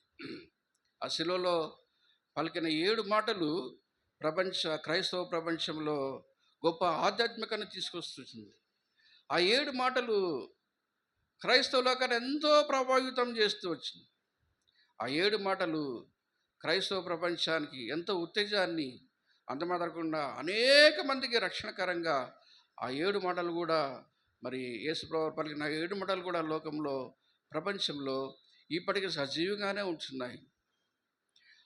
మత్తయి సువార్త 5వ అధ్యాయం 6వ అధ్యాయం 7వ వచనంలో కొండ మీద ప్రసంగం ఎంత ప్రాముఖ్యమైందో, కల్వరి కొండ మీద శిలువలో పలికిన 7 మాటలు అంతే ప్రాముఖ్యమైంది. ఆ 7 మాటల్లో మనము ఒక 2 మాటలు మనం చదువుకుంటూ వచ్చినాం. చూడండి, లూకా సువార్త మనం చదువుకున్న వాక్య భాగానికి వస్తాం. ఇప్పుడు మనం 7 మాటల గురించి మనం ధ్యానించాం. కానీ చాలా చోట్ల 7 మాటలు చెప్తా ఉంటారు. అయితే ఈ సమయంలో మనం అన్నీ చూడలేము, ఎందుకంటే మనకు టైం లేదు కాబట్టి తొందరగా ముగించుకుందాం. లూకా సువార్త 23వ అధ్యాయం మొదటి మాట చూడండి. 23వ అధ్యాయము 34వ వచనం. లూకా 23:34. యేసు, తండ్రి, వీరేమి చేయుచున్నారో వీరు ఎరుగరు గనుక వీరిని క్షమించమని చెప్పాను. కాబట్టి మొట్టమొదటిగా మానవునికి అవసరమైంది ఏంటంటే, ఏం అవసరమో అదే యేసుప్రభువు వారు మొట్టమొదటి చెప్తూ వచ్చినాడు. తండ్రి, వీరేమి చేయుచున్నారో వీరు ఎరుగరు కనుక వీరిని క్షమించుము. వాస్తవంగా ఈయన బాధితుడు. యేసుప్రభువు వారు కొట్టబడినాడు, ఈయన బాధితుడు, ఈయన సిలువ వేయబడ్డాడు. వాస్తవంగా ఎవరన్నా 10 మంది కలిసి ఒక వ్యక్తిని కొడితే కన్నా కొట్టబడే వ్యక్తి, అయ్యా నన్ను క్షమించండి, నన్ను వదిలేయండి అని ప్రాధేయపడతాడు. కానీ ఇక్కడ విచిత్రం ఏంటంటే, వాళ్ళంతమంది కలిసి ఆయన కొట్టి సిలువ వేస్తే ఈయన ఏం సిలువలోంచి ఏం చెప్తున్నాడు, ఏం పలుకుతా ఉంటున్నాడు అంటే, ఏం ప్రార్థన చేస్తున్నాడు తండ్రిని, తండ్రి వీరేమి చేయిస్తున్నారో వాళ్ళకి తెలియదయ్యా, వాళ్ళకి తెలియదు. వాళ్ళు ఏదో చేస్తూ ఉన్నారు, నన్ను హింసిస్తూ ఉన్నారు, బాధపడుతూ ఉంటున్నారు, అన్నీ చేస్తూ ఉంటున్నారు, కానీ వాళ్ళకి తెలియదు, వాళ్ళకి అర్థం కావడం లేదు. వాళ్ళ కళ్ళు మూసుకుపోయినాయి, గుడ్డివారైపోయినారు, అంధకారంలో ఉంటున్నారు. వాళ్ళు ఆత్మీయంగా వాళ్ళు ఏం చేస్తున్నారో వాళ్ళు తెలియదు. దయతో వారిని క్షమించుము. కాబట్టి మానవునికి కావాల్సింది మొట్టమొదటి ఏమంటే క్షమాపణ. ఏం కావాలి మానవునికి? మొట్టమొదటిగా క్షమాపణ అవసరము. ప్రతి మానవునికి క్షమాపణ అవసరము. అది మొదటిగా అవసరం కాబట్టి యేసుప్రభువు వారు మొట్టమొదటిగా మాట చెప్తూ వచ్చినాడు, ఆ మాట పలుకుతూ వచ్చినాడు. తండ్రి, వీరేమి చేయించున్నారో వీరు ఎరుగనక వీరిని క్షమించుము. వీరు అంటే ఎవరు? దానిలో అర్థం ఏంటి? వీరు అంటే ఎవరు ఉన్నారండి? దానిలో ఆ దినాన అక్కడ ఉండే వాళ్ళు ఉండవచ్చు, కానీ ఈ దినాన వీరు అనే పదంలో ఆ 2 అక్షరాలు ఎవరు ఉంటున్నారంటే, 2 పదాల్లో ఎవరు ఉంటున్నారంటే మనమందరం కూడా ఉంటున్నాం. అక్కడ కూర్చున్న వాళ్ళందరూ కూడా ఉంటున్నారు. వీరేమి చేయించున్నారో వీరు ఎరుగరు కనుక వీరికి క్షమించము. కాబట్టి దేవుడు యేసుక్రీస్తు ప్రభువారు కల్వరిశిల్లో నీ యొక్క క్షమాపణ కోసమై ఆయన తండ్రిని వేడుకుంటున్నాడు. ఇంకా నీ పాపలు పరిహరించబడకపోతే, నీ పాపలకు పరిహారం పొందకపోతే గిన, నీ పాపలకు ప్రాశ్చిత్తం చేయబడకపోతే, యేసు ప్రభువారు నీ హృదయంలో లేకపోతే గిన, రక్షణ మార్గంలో ఇంకా నువ్వు రాకపోతే గిన, మారుమనసు అనుభవం లేకపోతే గిన, ఈ సమయంలో కూడా ఈ ప్రార్థన నీ కోసమే వర్తిస్తూ ఉంది. నువ్వేం చేస్తున్నావు నీకు తెలియడం లేదు, నీకు అర్థం కావడం లేదు. కానీ ప్రార్థన ఏంటంటే, ఆయన చేసిన ప్రార్థన అంటే, ఆయన చేసిన విజ్ఞాపన ఏంటంటే, క్షమించుము క్షమించుము క్షమించుము. తండ్రిని వేడుకుంటున్నాడు. ఈ లోకంలో నువ్వు ఇష్టానుసారంగా జీవిస్తూ ఉంటున్నావు. నీకు ఇష్టం వచ్చిన జీవితం ఈ లోకంలో నువ్వు కలిగి ఉంటున్నావు. నీ పాపంతో ఇంకా అలాగే కొనసాగిపోతూ ఉంటున్నావు. నువ్వు పాపంలోనే ఇంకా జీవిస్తూ ఉంటున్నావు. దేవుని యొక్క వాక్యం విన్నా, ఎన్నో గుడ్ ఫ్రైడేలు చూసినా కానీ పాపం నుంచి బయటికి రాలేక, రక్షణ పొందకుండా, హృదయం కాఠిన్యం పరుచుకొని మారు మనసు పొందకుండా, రక్షణ వాయిదా వేస్తూ విసర్జిస్తూ ఈ లోకంలో నిర్లక్ష్యం చేస్తూ ఈ లోకంలో జీవిస్తూ ఉంటున్నావు. అయితే ఇప్పటికీ నీ గురించి చేసే ప్రార్థన ఏంటంటే, దయతో విని క్షమించు, విని క్షమించు, విని క్షమించు. కాబట్టి కూర్చున్న సహోదరి సహోదరుడా, ఈ క్షమాపణ నీకుందా అని? నీ పాపములు క్షమించబడ్డాయా? నీ పాపలు పరిహరించబడ్డాయా? నీ పాపలకు పరిహారం నొందినావా? ఎవరైతే పాపలు పరిహరించబడతాయో, ఎవరైతే రక్షణ పొందుతారో, ఎవరైతే మారు మనసు పొందుతారో వాళ్ళు దేవుని యొక్క దృష్టిలో ధన్యురాలుగా వాళ్ళు ఉంటారు. చూడండి 32వ కీర్తన 1వ వచనం. కీర్తనలు 32 1వ వచనం. ఎలాంటి వారు ధన్యులో అక్కడ రాయబడుతూ వచ్చింది. 32వ కీర్తన 1వ వచనం ఏముంది? తన అతిక్రమలకు పరిహారం పొందినవాడు ధన్యుడు, తన పాపములకు ప్రాయశ్చిత్తం పొందినవాడు ధన్యుడు. ఎవరు ధన్యుడు దేవుని యొక్క దృష్టిలో అని మనం ఆలోచన చేస్తే రాయబడిన మాట ఏమంటే, తన అతిక్రమలకు పరిహారం పొందినవాడు, తమ పాపములకు ప్రాయశ్చిత్తం పొందినవాడు ధన్యుడు. కాబట్టి దేవుని దృష్టిలో ఎవరు ధన్యులు, ఎవరు ఆశ్రయించబడిన వాళ్ళు, ఎవరు మేలు పొందినవారు, ఎవరు దేవుని దృష్టిలో దేవునికి ఇష్టమైన వారంటే, ఎవరి పాపములైతే పరిహరించబడ్డాయో, ఎవరి పాపములైతే క్షమించబడ్డాయో, ఎవరి అతిక్రమములకైతే పరిహారము కలుగజేయబడుతుందో వాళ్ళు ఈ లోకంలో ధన్యులుగా ఉంటారు. కానీ ఈ లోకంలో డబ్బు ఉన్న వాళ్ళు కానీ, వస్తు వాహనాలు, బంగారు భూములు, ఇండ్లు ఉన్నవాళ్ళు, వాళ్ళు ఈ లోకంలో అవన్నీ కూడా వదిలిపెట్టాల్సిందే. అయితే దేవుని దగ్గరికి వెళ్ళాలంటే ఈ పాప క్షమాపణ నీకు అవసరమైంది, ఈ పాప క్షమాపణ నీకు అవసరమైంది. కాబట్టి కూర్చుని ఒకసారి నీ జీవితాన్ని పరిశీలించుకో. నీ పాపలు క్షమించబడ్డాయా? క్షమించబడితే మంచిదే, ఆ ధన్యతలకు వచ్చినావు. క్షమించబడకపోతే యేసు ప్రభువు చేసిన ప్రార్థన ఇప్పటికి కూడా నీకు వర్తిస్తుంది. ఆయన నీకోసమే వేడుకుంటున్నాడు. నువ్వు చేసే పాపములన్నీ కూడా క్షమించబడాలని, నీకు క్షమాపణ అవసరమని ఆయన వేడుకునే సమయంలో దయతో ఈ సమయంలో ఆయన సిలువ వైపు ఒక్కసారి చూసి, యేసు ప్రభువా నా కోసమే సిలువలో మొట్టమొదటిగా నువ్వు ఈ మాట చెప్తూ వచ్చినావే, నాకు క్షమాపణ అవసరమని, నాకు క్షమాపణ, నా పాపలకు పరిహారము అవసరమని ఆ ప్రాముఖ్యత మొట్టమొదటిగా నువ్వు నాకు తెలియజేస్తూ వచ్చినావు ప్రభువా అని చెప్పేసి ఆయన దగ్గర నీ పాపములన్నీ కూడా ఒప్పుకుంటే యథార్థంగా నీ హృదయాన్ని విప్పి ఆయన దగ్గర చూపించి, ప్రభువా నా పరిస్థితి ఇది, నేను ఇంత పాపం చేసినాను, నా పాపాన్ని బట్టి అందరూ లోకంలో అసహించుకునే వాళ్ళే, నా పాపాలు వేరే వాళ్ళు చెప్తే నా దగ్గర కూడా రానియరు, అలాంటి భయంకరమైన వ్యక్తిని దయతో నా పాపాలన్నీ క్షమించాను ఆయన దగ్గర వేడుకుంటే యేసు ప్రభు నీ ప్రతి పాపాన్ని క్షమిస్తాడు. యేసు రక్తము ప్రతి పాపమును కడుగునని వాక్యంలో రాయబడుతూ వచ్చింది. ఆయన నీకోసమే కల్వరిశిలలో 2020 సంవత్సరాల క్రితమే పరిశుద్ధమైన విలువైన అమూల్యమైన రక్తం అంతా కారుస్తూ వచ్చినాడు. ఆ రక్తము నది వలె ప్రవహిస్తూ ఉంది. ఆ నది నీ దగ్గరికి వచ్చింది, నీ పాపములు కడగాలనేది ఆశపడతా ఉంది. ఈ సమయంలో చేయాల్సింది ఏమంటే, నది వలె ప్రవహించే రక్తంలో నీ పాపములు కడుక్కుంటే నువ్వు పాప క్షమాపణ పొందుతావు, శుద్ధీకరించబడతావు, పరిశుద్ధపరచబడతావు. అంత మాత్రకుండా ఎవరైతే పాప క్షమాపణ పొందుతారో, పాపములు పరిహారం పొందుతారో వాళ్ళు ధన్యులుగా చేయబడి వాళ్ళకు మాత్రమే పరలోక రాజ్యంలో, దేవుని యొక్క రాజ్యంలో ప్రవేశం పొందేవారుగా ఉంటున్నారు. ఒకవేళ శుభ శుక్రవారము చర్చిలో ఏం జరుగుతుందని చూడడానికి వచ్చినావేమో, నాపంటికి ఈ సమయంలో నువ్వెవరైనా సరే, ఒకవేళ నూతనంగా వచ్చినా కానీ చాలా మంచిది. అయితే ప్రేమతో మనవి చేసేది ఏమంటే, ప్రతి ఒక్కరు కూడా ఈ పాప క్షమాపణ అన్నిటికంటే ముఖ్యంగా అవసరం. ప్రాముఖ్యమైనది ఏంటంటే, తిండి కూడు గుడ్డ ఈ లోకంలో శరీరం కోసమే. అయితే పరలోకంలో నిత్యత్వము జీవించాలంటే ఇది లేకపోతే కానీ నువ్వు పరలోకానికి వెళ్ళలేవు. కాబట్టి నీ పాపములకు క్షమించబడాలంటే ఒకే ఒక మార్గం, ఒకే ఒక విషయం, యేసు ప్రభువారి ద్వారా క్షమాపణ. ఆయన దగ్గరకు వచ్చి నీ పాపములన్నీ ఒప్పుకుంటే గిన ఆయనను క్షమిస్తాడు, కడుగుతాడు, శుద్ధీకరిస్తాడు, పరిశుద్ధపరుస్తాడు. నీ పాపములు పరిహారం పొందినప్పుడు నీ హృదయంలో నెమ్మది, సమాధానము, ఆనందం, సంతోషం ఇవన్నీ అంతరంగంలో నీకు కలుగుతాయి. ఒకవేళ ఇది లేకపోతే గిన గుడ్ ఫ్రైడే చూడడానికి వచ్చిన నీవు, ఏం జరుగుతుందని ఊరికే చూడడానికి వచ్చిన నీవు ఇది లేకుండా వెళ్తే గిన చాలా దౌర్భాగ్యమైన స్థితిలో ఉంటున్నావు. కాబట్టి జాగ్రత్తగా ఈ సమయంలోనే ప్రభు వైపు చూసి ఆయన దగ్గర నీ పాపములను నొప్పుకొని నేను ఆయనకు అప్పచెప్పుకుంటే యేసు ప్రభువారు నీ ప్రతి పాపాన్ని కడిగి నిన్ను తన కుమారునిగా, కుమార్తెగా చేసుకొని నీకు పాప క్షమాపణ అనుగ్రహించేవాడిగా ఉంచున్నాడు. కాబట్టి ఇది మొదటి మాట గురించి మనం క్లుప్తంగా చూస్తూ వచ్చినాం. ఇప్పుడు యేసు ప్రభువారు పలికిన రెండవ మాట దగ్గరికి వస్తే కినా చూడండి, లూకా సువార్త 23వ అధ్యాయము 42-43 వచనాలు. ఆయనను చూసి యేసు, నువ్వు నీ రాజ్యంలోనికి వచ్చినప్పుడు నన్ను జ్ఞాపం చేసుకునమనెను. అందుకు ఆయన వానితో, నేడు నీవు నాతో కూడా పరదైసులో ఉందవని నిశ్చయముగా నీతో చెప్పుచున్నాను. యేసు ప్రభువారితో పాటు ఇద్దరు నేరస్తులు వేలాడవేయబడుతూ వచ్చినారు. వాళ్ళు భయంకరమైన మనుషులు, బందిపోటు దొంగలు, నరహంతకులు. ఒక రకంగా చెప్పాలంటే భయంకరమైన నేరం కలిగిన వాళ్ళు కూడా సిలువ వేయబడుతూ వచ్చినారు. కొంతసేపు ఇద్దరు దూషిస్తూ వచ్చినారు యేసు ప్రభువారిని. ఇద్దరు కూడా దూషిస్తూ వచ్చినారు. అన్ని యేసు ప్రభువారు వాళ్ళు దూషించే మాటలు అన్నీ కూడా వింటూ వచ్చినాడు. అయితే కొంత సమయం తర్వాత ఈ కుడివైపు నుండే దొంగ, అతని మనసు మారిపోయి ఉన్నట్టుండి వేరే విధంగా మాట్లాడడం మొదలుపెట్టినాడు. వేరే పక్కనున్న దొంగతో ఏం మాట్లాడుతున్నాడో చూడండి. లూకా సువార్త 23వ అధ్యాయం 40వ వచనం.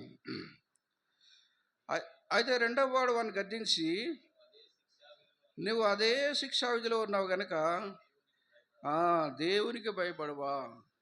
మానవుడు శిక్షావిధి కింద ఉంటున్నాడు. ఎందుకు శిక్షావిధికి వచ్చినాడు మానవుడు? శిక్షావిధి కిందకి రావడానికి కారణం ఏంటంటే పాపం. రోమిల రాష్ట్రపత్రికలో రాయబడింది చూడండి. రోమిల రాష్ట్రపత్రిక 5వ అధ్యాయం, రోమిల రాష్ట్రపత్రిక 5వ అధ్యాయము 16వ వచనం. మరియు పాపం చేసిన ఒకని వలన శిక్షావిధి కలిగినట్టు ఆ దానం కలగలేదు. ఏలైనగా తీర్పు ఒక్క అపరాధం మూలంగా వచ్చినదై ఆ శిక్షావిధికి కారణమాయను. కృపావరమైతే అనేకమైన అపరాధం మూలంగా వచ్చినదై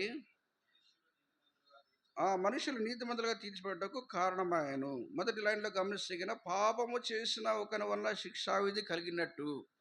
శిక్షావిధి ఎట్లా కలిగింది? పాపం చేసినందువల్ల శిక్షావిధికి వచ్చింది. మరి ఎవరు పాపాత్ములు అంటే అందరూ కూడా పాపాత్ములే కదా, అందరూ పాపం చేసిన వారే. కాబట్టి ఆటోమేటిక్గా ఎక్కడ వస్తారంటే దేని కిందకి వస్తారు? శిక్షావిధి కిందకి వచ్చేస్తారు. ప్రతి మానవుని మీద ఏముందంటే ఇప్పుడు శిక్షావిధి ఉంది. నీవు కూడా అదే శిక్షావిధిలో ఉంటున్నావు. ఈ కుడివైపు ఉండేవాడు చెప్పేది ఏంటంటే, ఆ పక్కన ఉండే ఆ రెండవ వాని వైపు చూసి చెప్పేదంటే, నీవు కూడా అదే శిక్షావిధిలో ఉంటున్నావు. దేవునికి భయపడవా అనగా దేవుడు తీర్పు తీరుస్తూ ఉంటున్నాడు. నువ్వు శిక్షావిధి కింద ఉంటున్నావు, నువ్వు పాపంలో ఉంటున్నావు అని చెప్పేసి వాడిని గద్దించి, ఇప్పుడు ఆ రెండవ దొంగ చెప్పేది ఏంటంటే, ఆ కుడివైపు ఉండే దొంగ చెప్పేది ఏమంటే, యేసు నువ్వు నీ రాజ్యంతో వచ్చినప్పుడు నన్ను జ్ఞాపకం చేసుకో. వెంటనే చూడండి ఆ యొక్క దొంగ హృదయంలో మనసులో ఎంత మార్పు వచ్చిందో మనం గమనించగలం. ఒక మనుష్యుడు తను తాను గమనించిన తర్వాత, మనకైతే ఇది న్యాయమే అంటాడు ముందు. ఒక మనుష్యుడు తను తాను గ్రహించిన తర్వాత యేసు ప్రభువారు ఆయన సిలువలో వేలాడుతూ ఉంటున్నాడు. ఆయన సింహాసనం మీద లేడు, సిలువలో ఉంటున్నాడు. నేరస్తుని వలె ఆయన వేలాడుతూ ఉంటున్నాడు. ఆయనను చూసి యేసు నువ్వు నీ రాజ్యంతో వచ్చినప్పుడు నన్ను జ్ఞాపకం చేసుకో అనగా యేసులో ఆయన రాజును చూస్తూ వచ్చినాడు. ఆయన తల మీద ముళ్ళ కిరీటం ఉంటే ఆయనకు బంగారు కిరీటం లాగా కనబడిందేమో ఆ దొంగకు. ఆ సిలువ సింహాసనంలా కనిపించిందేమో ఆ దొంగకు. ఈయన రాజుగా, ఖచ్చితంగా ఈయన రాజుగా, రాజులకు రాజే ఈయన. ఈ దినాన్ని ఈయన సిలువలో ఉండొచ్చు, కానీ ఈయనకి ఒక రాజ్యం ఉంది. రాజ్యం ఉందంటే ఈయన రాజుగా ఉంటున్నాడు. ఈయన త్వరలో తన రాజ్యంతో రాబోతా ఉంటున్నాడు అని చెప్పేసి గ్రహించి ఆయన గుర్తించిన వాడే ఏం చేస్తూ వచ్చినా అంటే యేసు ప్రభువుని ప్రార్థిస్తూ వచ్చినాడు. యేసు, నువ్వు నీ రాజ్యంతో వచ్చినప్పుడు నన్ను జ్ఞాపం చేసుకో, నన్ను జ్ఞాపం చేసుకో. కాబట్టి ఎప్పుడో జరుగుతుంది అనుకున్నాడు. అయితే యేసు ప్రభువు చెప్పింది ఏమంటే, నేడు నీవు నాతో కూడా పరదేశులో ఉంది. యేసు ప్రభువు చనిపోయిన తర్వాత పరదేశకు వెళ్ళిన తర్వాత ఆయన తర్వాత వెళ్ళిన మొట్టమొదటి వ్యక్తి ఈ దొంగ. కొన్ని క్షణాల్లోనే, నిమిషాల్లోనే ఎంతగా ఈ దొంగ విలువైన వాడైనాడో మనం గమనించవచ్చు. సిలువ మానవునికి ఎంత విలువ తీసుకొచ్చిందో మనం గుర్తించవచ్చు. అంతవరకు అందరూ అసహించుకునేవాడు, విలువ లేనివాడు ఆ యొక్క దొంగ. కుడివైపున వేలాడే దొంగ కానీ, ఎడమవైపున వేలాడే దొంగ కానీ. అయితే అటువంటి భయంకరమైన నేరస్తుడు యేసు యొక్క సిలువను చూసినప్పుడు ఆయన దగ్గర నిలవబడి, అయ్యా నన్ను జ్ఞాపం చేసుకొని ప్రార్థన చేసినప్పుడు, యథార్థంగా తను ప్రార్థన చేసినప్పుడు యేసు ప్రభువు చెప్పిన మాట, నేడు నీవు నాతో కూడా పరదేశంలో ఉందువు. కాబట్టి వెంటనే యేసు ప్రభువు అంతవరకు ఎన్నోసార్లు ఆ దొంగ దూషిస్తూ వచ్చినాడు. అవన్నీ తిరిగి జ్ఞాపం చేసుకోకుండా వెంటనే యేసు ప్రభువు అతను క్షమించి తనతో పాటు పరదేశం తీసుకెళ్ళినట్టు మనము గమనించవచ్చు. కాబట్టి మానవుడు పాపం చేసే మానవుడు అందరూ శిక్షావిధికి ఉంటున్నాడు. ఆ శిక్షావిధి తప్పించాలనే యేసు ప్రభువు కల్వరిశిలో శిక్ష అనుభవిస్తూ వచ్చినాడు. మానవుడు చేసిన ప్రతి పాపానికి ఆయన శరీరము శిక్ష అనుభవిస్తూ వచ్చింది. కాబట్టి ఆయన శిక్ష అనుభవించాడు. కాబట్టి ఇప్పుడు మానవుని మీద శిక్షావిధి లేదు. అదే రోమా 8:1 రాయబడింది. ఏం రాయబడింది? కాబట్టి ఇప్పుడు క్రీస్తు యేసునందు ఉన్న వారికి ఏ శిక్షావిధి లేదు. ఎందుకు లేదు శిక్షావిధి? ఎందుకు లేదు? ఆ శిక్షావిధి, మానవుని కింద ఉన్న శిక్షావిధి యేసు ప్రభువు కల్వరిశిలో పొందుతూ వచ్చినాడు. కాబట్టి ఎవరైతే ఆయన అంగీకరిస్తారో, ఎవరైతే ఆయన చూస్తారో, ఎవరైతే ఆయన దగ్గరికి వెళ్ళి నన్ను జ్ఞాపం చేసుకోమని ప్రార్థన చేస్తారో వాళ్లకు శిక్షావిధి లేకుండా యేసు ప్రభువు చేసేవాడుగా వచ్చినాడు. ఇది దేవుని యొక్క ప్రేమ. కాబట్టి కూర్చున్నా నీవు ఎంత పాపాత్ముడైనా, నీ జీవితం ఎంత భయంకరమైనా, లేకపోతే ఎలాంటి వ్యక్తి అయినా సరే, నీకు చదువు వచ్చినా చదువుకపోయినా, గ్రామంలో నుంచి వచ్చినా, ఏ స్థలం నుంచి వచ్చినా కానీ యేసు ప్రభువు సమానంగా నిన్ను ప్రేమిస్తూ ఉంటున్నాడు. ఒకరిని ఎక్కువ, ఒకరిని తక్కువ మన ప్రేమలో ఉంటుంది. కానీ దేవుని యొక్క ప్రేమ అందరి పక్షమున ఒకటే మాదిరిగా పక్షపాతం లేకుండా ఉంటుంది. ఆయన నిన్నెంత ప్రేమిస్తుంటున్నాడో నన్ను కూడా అంతే ప్రేమిస్తుంటున్నాడు. ఆయన ప్రతి ఒక్కరిని కూడా సమానంగా ప్రేమిస్తూ ఉంటున్నాడు. నువ్వు ఎలాంటి పాపివైనా సరే, ఈ దొంగ కంటే భయంకరమైన పాపివైనా సరే ఆయన ప్రేమిస్తూ ఉంటున్నాడు. ఆయన చెప్పేది ఏమంటే, నేడు నువ్వు నా దగ్గర రా, నీకు పరలోక రాజ్యంలో ఒక భాగం నేను ఇస్తాను, పరలోక రాజ్యానికి వారసునిగా చేస్తాను. ఆ దొంగనే నేను తీసుకుపోయినానే, క్షమించి నిన్నెందుకు తీసుకుపోలేను? కాబట్టి రెండోదిగా మనకు జ్ఞాపం చేయబడేది ఏమిటంటే, ఎప్పుడైతే మనం యథార్థంగా ప్రార్థన చేస్తామో, మనకు అప్పచెప్పుకుంటూ వస్తామో, ప్రభువా నన్ను జ్ఞాపం చేసుకోమని ఆయన వైపు వేడుకున్నప్పుడు, మన పాపములు యథార్థంగా ఒప్పుకున్నప్పుడు ఆయన మన ప్రతి పాపాన్ని క్షమించి, కడిగి, శుద్ధీకరించి, పరిశుద్ధపరిచి ఆయన ప్రేమతో మనలను తన హక్కును చేర్చుకొని, మనం ఎలాంటి వారమైనా సరే ఆయన జ్ఞాపం చేసుకోకుండా మన నీతిమంతులుగా, పరిశుద్ధులుగా ఆయన చేసేవాడుగా ఉంటున్నాడు. కాబట్టి కూర్చున్న నువ్వు ఏ స్థితిలో ఉంటున్నావో తెలియదు, కానీ అయితే జ్ఞాపం పెట్టుకో, నువ్వు పాపంలోనే జీవిస్తే కింద, రెండవదిగా నువ్వు శిక్షావిధి కింద ఉంటున్నావు. అదే దేవుని యొక్క ప్రేమ నిన్ను కోరేది ఏంటంటే, ఈ సమయంలో ఆయన నీకోసమే శిక్ష అనుభవించాడు. కాబట్టి ఆయన నీ హృదయంలో చేర్చుకుంటే ఇక నీకు శిక్షావిధి ఉండదు. అది దేవుని యొక్క ప్రేమ. కాబట్టి దేవుడు మానవుని ఎంతగా ప్రేమించినాడంటే, ఆయన ప్రేమను మనం మాటల్లో చెప్పలేము, మాటల్లో మనం వివరించలేము. ఏ మానవుడు కూడా ప్రపంచంలో ఎంత బోధించినా సరే దేవుని ప్రేమను ఎటువంటి పరిస్థితుల్లో కూడా పూర్తిగా వివరించలేడు. ఆయన ప్రేమ సముద్రమంతా విశాలమైన సముద్రమైనా తక్కువ అవుతుంది, కానీ ఆయన ప్రేమ ఎంతో విలువైనది. అందుకని ఎఫెసీయుల పత్రికలో అపొస్తలుడైన పౌలు రాసేది ఏంటంటే, ఆయన ప్రేమ యొక్క పొడవు, వెడల్పు, లోతు, ఎత్తు ఎంతో గ్రహించుకోవాలి. అది తెలియదు మనకు. ఆయన ప్రేమను మనం తెలుసుకుంటూ పోతే కన్నా మనం తట్టుకోలేము, మన శక్తి చాలదు. అంతగా మనల్ని ప్రేమిస్తూ వచ్చినాడు. ఒక ఆయన ఐజక్ బెన్ నెహోరిక్ అని ఇంతకుముందు కూడా చెప్పినట్టు ఉన్నాను, మళ్ళీ ఒకసారి జ్ఞాపకం చేస్తాను. దేవుని యొక్క ప్రేమను రాయడానికి పూనుకున్నాడు. దేవుడు మానవుని ఎంతగా ప్రేమించినాడో, ఆయన మంచి రచయిత, ఇశ్రాయేలీయుడు రక్షణ పొందినాడు, యేసుప్రభువును అంగీకరించినాడు. ఆయన మంచి కవి కాబట్టి పుస్తకాలు బాగా రాస్తాడు. దేవుని యొక్క ప్రేమను రాయడానికి పూనుకున్నాడు.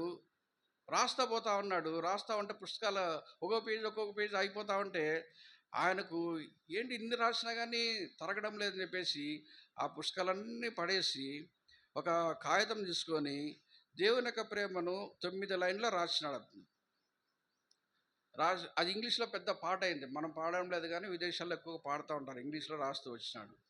ఏంటి దేవుని యొక్క ప్రేమ ఎట్లాంటిదంటే, ఇప్పుడు మనం చూసే ఆకాశం అంతా కూడా మనకు కనబడే ఆకాశం అంతా కూడా ఒక తెల్ల కాగితం అనుకుంటే, ఏంటి తెల్ల కాగితం అనుకుంటే, ప్రపంచంలో ఉండే చెట్లన్నీ కూడా పెన్నులు అనుకుంటే, రాసే పెన్నులు అనుకుంటే, సముద్రంలో ఉండే నీళ్లు, నదులలో ఉండే నీళ్ళన్నీ కూడా ఇంకు అనుకుంటే కన్నా, పెన్నుల్లో వేసే ఇంకు అనుకుంటే కన్నా, ప్రపంచంలోని మానవులందరూ కూడా కవులు అనుకొని, రచయితలు అనుకొని, ఆ చెట్లు అనే కలముల్లో సముద్రంలోని నీరు అనే ఇంకు పోసుకొని, నదుల్లోని ఇంకు అని పోసుకొని, తెల్ల కాగితం అనే ఆ యొక్క ఆకాశం మీద రాస్తూ పోతే కొన్ని రోజులకి ఆకాశం అయిపోతుందంట, సముద్రంలో నీరు ఇంకిపోతుంది, నదులలో నీరు అయిపోతుంది, చెట్లన్నీ ఏమి కనబడకుండా మాయమైపోతాయి, మనుషులు ఎవరు కూడా రాయడానికి మిగలరంట. ఇంత రాసిన కానీ దేవుని యొక్క ప్రేమ, ఆయన చివరిలో ముగింపులో ఏం చెప్తాడంటే, ఇంత రాసినా కానీ దేవుని యొక్క ప్రేమ, ఇది దేవుని యొక్క ప్రేమ కేవలము ఆరంభము మాత్రమే అని రాస్తాడు. ఆరంభమే దేవుని యొక్క ప్రేమ ఇంత ఉంటే ఇంకా లోపల దిగకొలది ఎంత ప్రేమ ఉంటుందో మనకు అర్థమే కాదు. దేవుని యొక్క ప్రేమ పరిపూర్ణంగా మనం అర్థం చేసుకోవాలంటే ఆయన రాజ్యంలోకి వెళ్ళినప్పుడే మనకు అర్థమవుతుంది. కానీ ఇక్కడ మనం సంపూర్ణంగా అర్థం చేసుకోలేము, వివరించలేము, వర్ణించలేము. అంతగా ఆయన ప్రతి మానవుణ్ణి ప్రేమిస్తూ వచ్చినాడు. కాబట్టి ప్రేమైన వాళ్ళారా, ఇప్పుడు కూర్చున్న నిన్ను కూడా ఇప్పుడు ఈ సమయంలో ఎవరు నిన్ను ప్రేమించకపోయినా ఆయన మాత్రమే నిన్ను ప్రేమిస్తూ ఉంటున్నాడు. ఎవరు నిన్ను ఇష్టపడకపోయినా సంపూర్ణంగా నిన్ను ఇష్టపడి ఆయన వైపు చూసి నిన్ను ప్రేమించేవాడు ఆయన మాత్రమే. నువ్వు ఎటువంటి స్థితిలో ఉన్నా కానీ ఆయన దగ్గర తీసుకునేవాడుగా ఉంటున్నాడు. కాబట్టి నువ్వు చేయాల్సింది ఏమంటే, ఈ కుడివైపున ఉండే దొంగ వాళ్ళే, ప్రభువా నన్ను జ్ఞాపం చేసుకొని యథార్థంగా నువ్వు ప్రార్థన చేస్తే నువ్వు ఆ శిక్షావిధి కింద తప్పించబడతావు. క్షమాపణ, మొదటి మాటలో ఉన్న క్షమాపణ నీకు దొరుకుతుంది, ఆ ధన్యతలోకి వస్తావు. అంత మాత్రం కాకుండా నువ్వు పాపంలో ప్రహరించబడి, క్షమించబడి, శిక్షావిధికి లోను కాకుండా, శిక్షావిధిలో ఉన్న నీవు లోను కాకుండా వాటి నుంచి విడుదల, విమోచన పొంది సంతోషించేవాడుగా ఉంటున్నారు. కొన్ని సంవత్సరాల క్రితం ఒక సంఘటన జరుగుతూ వచ్చింది. 1993 సంవత్సరం మార్చి 7వ తేదీ హైదరాబాద్ నుంచి చిలకలూరుపేటకు ఒక బస్సు పోతా ఉంది. పేపర్లో వచ్చింది, యూట్యూబ్లో కూడా ఉంది, చూడండి. దాదాపు 30 సంవత్సరాలు అనుకుంటా. 2 యవనస్తులు బస్సులో దోపిడీ చేయాలని బస్సు ఆపినారు. వాళ్ళ వల్ల కాలేదు. ఏం చేస్తున్నారంటే బస్సులో పెట్రోల్ పోసి బస్సు నడిపించినారు. బస్సులో చాలామంది ఉంటే 23 మంది చనిపోయినారు బస్సులోనే. 2 యవనస్తులు, చిలకలూరుపేట యవనస్తులు చేసిన పని. నామగడ క్రైస్తవులు పోలీసులు పట్టుకున్నారు. 1995 సంవత్సరంలో వారికి సుప్రీంకోర్టు ఉరిశిక్ష విధిస్తూ వచ్చింది. ఉరి వేసి 2 చంపేసేయండి, 23 మందికి మరణించడానికి కారకులైనారు వీళ్ళు అని చెప్పేసి ఉరిశిక్ష విధించినారు. ఉరిశిక్ష విధిస్తే ఎవరు దాన్ని ఏం చేయలేరు. ఇంకా సుప్రీంకోర్టు ఫైనల్, ఎవరు కూడా ఏం చేయలేరు. అది రద్దు చేయాలంటే రాష్ట్రపతి ఒక్కటే రద్దు చేయాలి. అందుకని వాళ్ళ బంధువులంతా రాష్ట్రపతి దగ్గరికి అప్లికేషన్ పెట్టినారు. అయ్యా ఏదో తెలియజేసినారు యవన ప్రాయంలో అని చెప్పేసి రాష్ట్రపతి దగ్గరికి పోయినప్పుడు రాష్ట్రపతి శంకర్ దయాళ్ శర్మ అని ఉండేవాడు. ఆయన దగ్గరికి పోతే ఒకటిసారి పోయినాడు, ఆయన కాదన్నాడు. లేదు చేసేది లేదు, ఉరి వేయాల్సిందే. రెండోసారి పోయినారు, లేదు ఉరి వేయాల్సిందే అని చెప్పేసి చెప్పినాడు. వీలు కావడం లేదు. ఉరి డేట్ కూడా ఫిక్స్ అయిపోయింది. పలానా రోజు తెల్లవారుజామున 5 గంటలకు ఉరి వేస్తారు ఇద్దరికి. వీరు చివరికి ఏం కోరుకోండి అంటే, వాళ్ళు ఆ సమయంలో ఆ జైల్లోకి హైదరాబాద్లో ఉన్న సువార్త సేవకుడు పోయి సువార్త చెప్పినాడు. యేసుప్రభు దగ్గర, ఆయన దగ్గర పాపంలో కొండగిన ఈ లోకంలో ఎంత శిక్ష అయినా సరే పరలోకంలో ఆయన శిక్ష లేనే లేదు, శిక్షావిధి ఉండనే ఉండదు అని చెప్పేసి చెప్పిన తర్వాత వాళ్ళు ప్రభువుని నమ్ముకున్నారు, యేసుప్రభుని నమ్ముకున్నారు, రక్షణ పొందినారు, మానవనసు పొందినారు. చివరిలో మీరు ఉరి తీస్తాము చనిపోయేటప్పుడు చివరి కోరిక ఏంటంటే వాళ్ళిద్దరు చెప్పింది ఏమంటే, అయ్యా మేము యేసుప్రభు వారిని నమ్ముకున్నాము, మేము బాప్తిసం తీసుకోవాలనుకున్నాము అని చెప్పేసి. అప్పుడు జైల్లోకే వాళ్ళు బాప్తిసం తోటి ఇక్కడ తీసుకుని వచ్చి ఇద్దరికి బాప్తిసం ఇచ్చినారు. ఎక్కడ? మందిరంలో కాదు, జైల్లో ఇచ్చినారు. అప్పటి నుంచి ప్రభువునందు ఇంకా చిట్ట చివరి రాత్రి వస్తుంది. ఆ ముందు రోజు ఏం జరిగిందంటే 2 సార్లు అతను రిజెక్ట్ చేసినాడు ఇండియా ప్రెసిడెంట్, రాష్ట్రపతి. ఇంకా వీలు కాలేదు, బంధువులకి ఎంత ప్రయత్నం చేసినా వీలు కాలేదు. ఆ రోజు ఉరికి ముందు రోజు జరిగింది ఏమంటే, రాష్ట్రపతి చేతుల మీదుగా జ్ఞానపీఠ అవార్డు అన్ని కొంతమందికి ఇస్తూ ఉంటారు మన దేశంలో. మన ఆంధ్రప్రదేశ్లో వచ్చి అప్పుడు అన్నీ కలిసే ఉన్నాయి, తెలంగాణ లేదు, 2 కలిసే ఉన్నాయి. అప్పుడు ఆంధ్రప్రదేశ్లో ఒక ఆమెకు జ్ఞానపీఠ అవార్డు వచ్చింది. అప్పుడు ఈ మానవ హక్కులో వాళ్ళు, తర్వాత ఈ బంధువులు పోయి ఆమె ఎవరు బంధువులు కూడా కాదు, వీళ్ళ బంధువులు కూడా కాదు, తెలిసిన ఆమె కూడా కాదు. కానీ ఆమె దగ్గర పోయి, అమ్మ మీరు ఒక్కరెప్పుడు ప్రెసిడెంట్ దగ్గర పోయేవాళ్ళు, మీరు ఒక్కరే రాష్ట్రపతి దగ్గర పోయేవాళ్ళు, మాకు కలవడానికి కూడా అపాయింట్మెంట్ లేదు, కాబట్టి అప్లికేషన్ ఇస్తూ ఉన్నాం, దీన్ని మళ్ళొకసారి పరిశీలించమని రాష్ట్రపతి గారికి చెప్పండి అని చెప్పేసి ఆమెకు అప్లికేషన్ ఇచ్చిన తర్వాత, ఇది బాప్తిసం తీసుకున్న తర్వాత జరిగిన మరుసటి రోజు జరిగిన సంగతి ఇది. ఆమె చూసి సరే పోతా అని చెప్పింది. అవార్డు ఇస్తూ ఉన్నారు, రాష్ట్రపతి ఒక్కొక్కరిని పిలిచి, ఈమె వంతు వచ్చింది, ఈమె పేరు పిలిచినారు, పోయి అవార్డు తీసుకోవాలి. అవార్డు తీసుకునే సమయంలో అప్పుడు ఈమె పోయి, సార్ ఇది నా రిప్రజెంటేషన్, దయచేసి ఒక్కసారి ఇది చూసి మీరు మళ్ళీ పునః పరిశీలించండి అని చెప్పేసి, ఇది మీరు తీసుకుంటే నేను అవార్డు తీసుకుంటా. అప్పుడు వెంటనే ప్రెసిడెంట్ ఏమన్నా, చాలామంది ఉన్నారు అని చేసినట్టు అది తీసుకొని వెంటనే పక్కన ఉండే పిఏకి ఇచ్చి, ఇది మళ్ళీ మనం పునః పరిశీలిస్తాము, దీని సంగతి తర్వాత చూడని చెప్పేసి అవార్డు ఇచ్చేసినాడు. అది మళ్ళీ తిరిగి పరిశీలిస్తామని చెప్పిన తర్వాత వెంటనే అక్కడి నుంచి రాష్ట్రపతి భవన్ నుంచి కేంద్ర రాష్ట్ర ఆ యొక్క సెక్రటరియట్కు, తర్వాత జైళ్ళ శాఖకు, వీళ్ళకి ఆదేశాలు. అప్పుడు సెల్ ఫోన్లు అవన్నీ ఏం లేవు, ఫ్యాక్స్ మెసేజ్ వచ్చేసినాయి, ఇట్లా రాష్ట్రపతి తిరిగి పరిశీలిస్తామన్నాడు కాబట్టి వెంటనే ఉరి ఆపండి అని చెప్పేసి, పొద్దున్న తెల్లవారుజామున 5 గంటలు ఉరి తీయాలంటే రాత్రి చెంచల్గూడ జైలుకు 2 గంటలకు రాత్రికాల సమయంలో జైలు అధికారి వచ్చి వాళ్ళ తలుపు తట్టినాడు.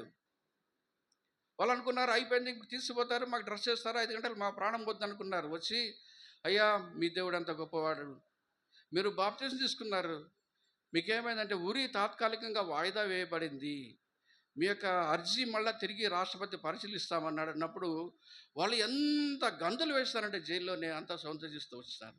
వాళ్ళ మీద ఉరిశిక్ష పడాలి, అయితే ఏమైందంటే తాత్కాలికంగా రద్దు చేయబడింది, తాత్కాలికంగా వాయిదా వేయబడింది.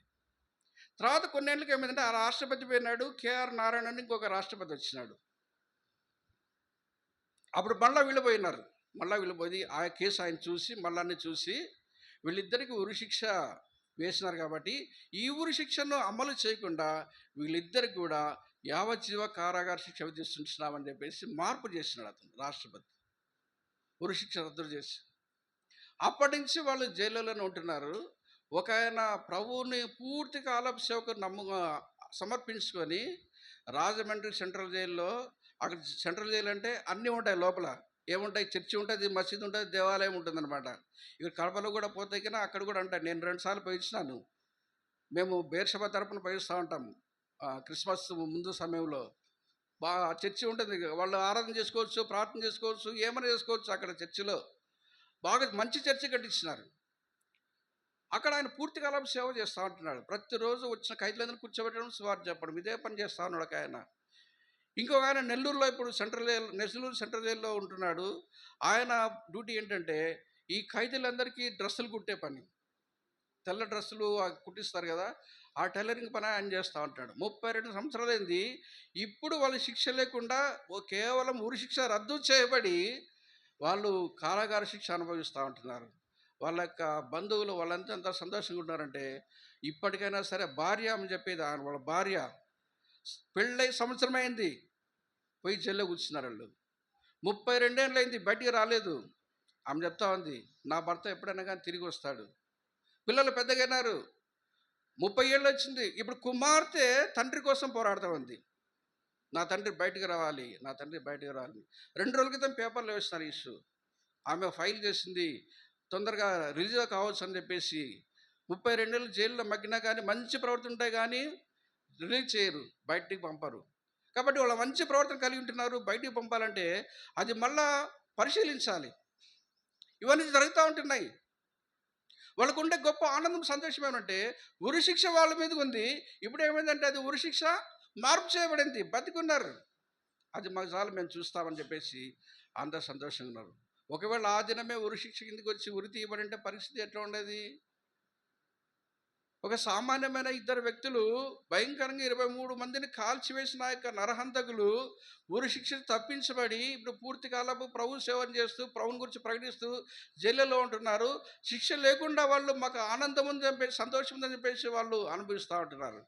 అయితే యేసు ప్రభు నందున్న వారికి, క్రీస్తు చేస్తున్న వారికి ఏ శిక్షావిధి కూడా లేదు. అంటే ఒక శిక్ష నుండి ఇంకో శిక్ష కూడా లేనే లేదు, ట్రాన్స్ఫర్ అయితే కూడా లేనే లేదు, అసలు శిక్షనే లేకుండా పోతుంది. కాబట్టి కూర్చున్న నీవు ఇంకా పాపములు క్షమించబడకపోతే, రక్షణ పొందకపోతే, మారు మనసు పొందకపోతే ఇక శిక్షావిధి కింద ఉంటున్నావు. ఎప్పుడోసారి నువ్వు మరణించగా నరకానికి వెళ్ళాలి, పాతాళానికి వెళ్ళాలి. అక్కడ వెళ్ళకూడదనే యేసుక్రీస్తు ప్రభువారు నీ కోసము అంత వేదన కల్వర్షంలో అనుభవిస్తూ వచ్చినాడు, అన్ని హింసలు పొందుతూ వచ్చినాడు.